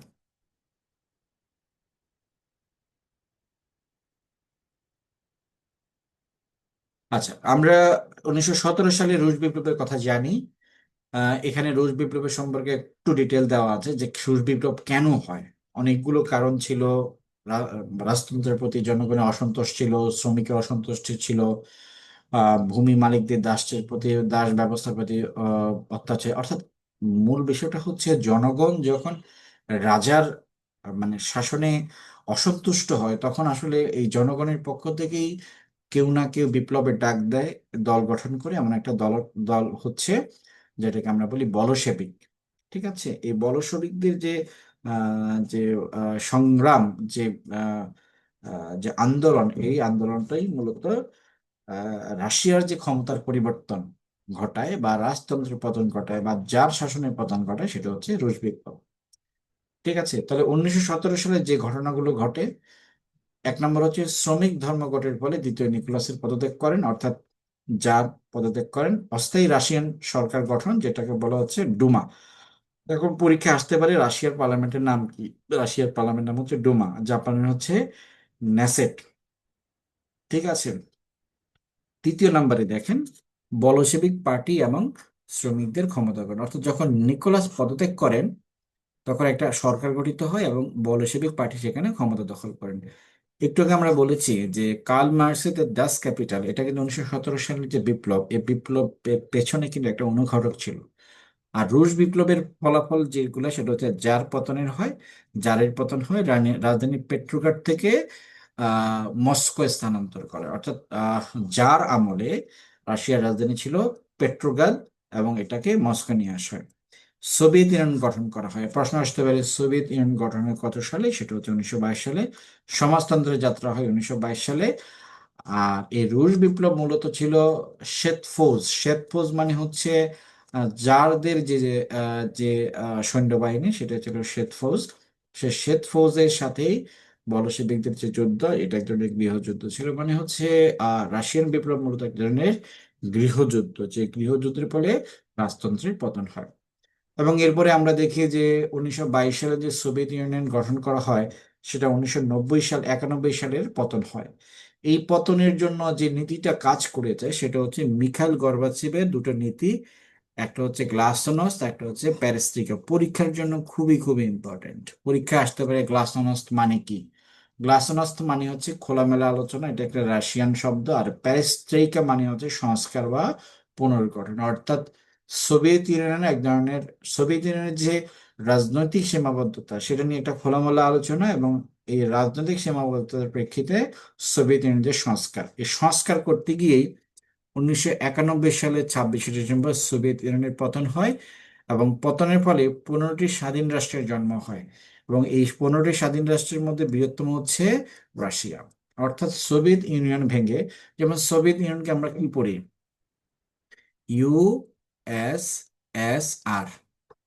এখন অনেকে বলে ইউনাইটেড সোশ্যালিস্ট সোভিয়েত রাশিয়া, এটা রাশিয়া না, এটা হচ্ছে রিপাবলিক।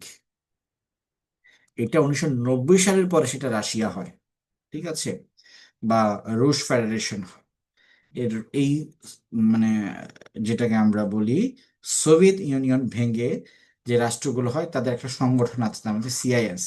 যেমন আমরা কমনওয়েলথের কথা জানি, যারা ব্রিটিশ শাসনের আন্ডারে ছিল তারা স্বাধীন হওয়ার পরবর্তীতে কি গঠন করে, কমনওয়েলথ গঠন করে। তেমনি সিএস হচ্ছে যারা রাশিয়ান আন্ডারে ছিল। এটি গঠিত হয় 1891 সালে। পূর্ণ সদস্য হচ্ছে 9টি। জর্জিয়া পূর্বে সদস্য ছিল, বর্তমানে নেই।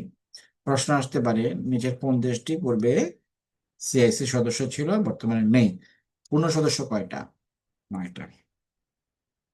আচ্ছা, এরপরে রাশিয়ার যে গুরুত্বপূর্ণ ব্যক্তি এখন হচ্ছে Vladimir Lenin, Joseph Stalin, Mikhail এবং গর্বাচেভ।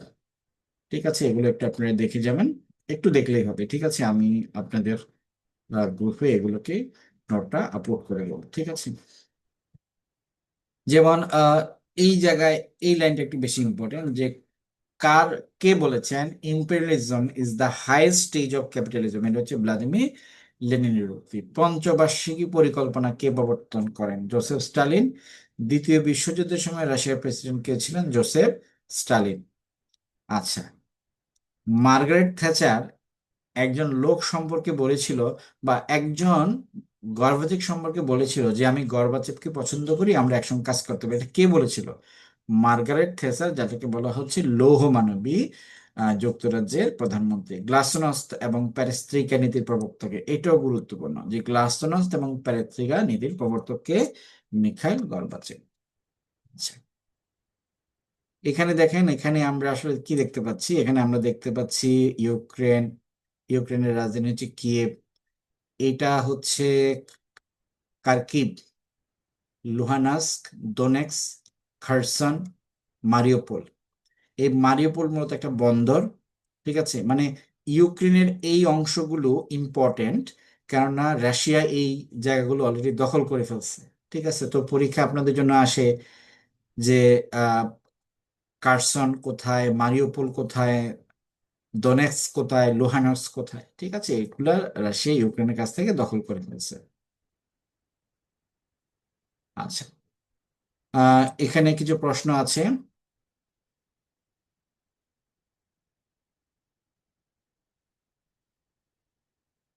আচ্ছা, মেইন ক্যাম্পের লেখক হচ্ছে, বা মাই স্ট্রাগল এই বইটার লেখক কে? মেইন ক্যাম্প লেখক হচ্ছে হিটলার। হুম। আচ্ছা, ফরাসি বিপ্লব এবং ভিয়েনা কংগ্রেস। ফরাসি বিপ্লব এবং ভিয়েনা কংগ্রেস হচ্ছে এটা। গ্লাসনস্ট অর্থ হচ্ছে উম খোলামেলা আলোচনা। ফ্যাসিজমের প্রবর্তক হচ্ছে মুসোলিনি। যুক্তরাজ্যের প্রথম সাংবিধানিক দল হচ্ছে 1215 সালের ম্যাগনা কার্টা। ঠিক আছে, তাহলে এই পর্যন্ত আপনাদের ইউরোপ থেকে আসা গুরুত্বপূর্ণ আলোচনা ছিল। আশা করি আপনারা ক্লাসটা বুঝতে পেরেছেন। আহ, তো আহ, এই সংক্রান্ত কোনো যদি প্রশ্ন থাকে তাহলে আপনারা অবশ্যই ভিডিওর কমেন্ট সেকশনে জানাবেন। ধন্যবাদ সবাইকে।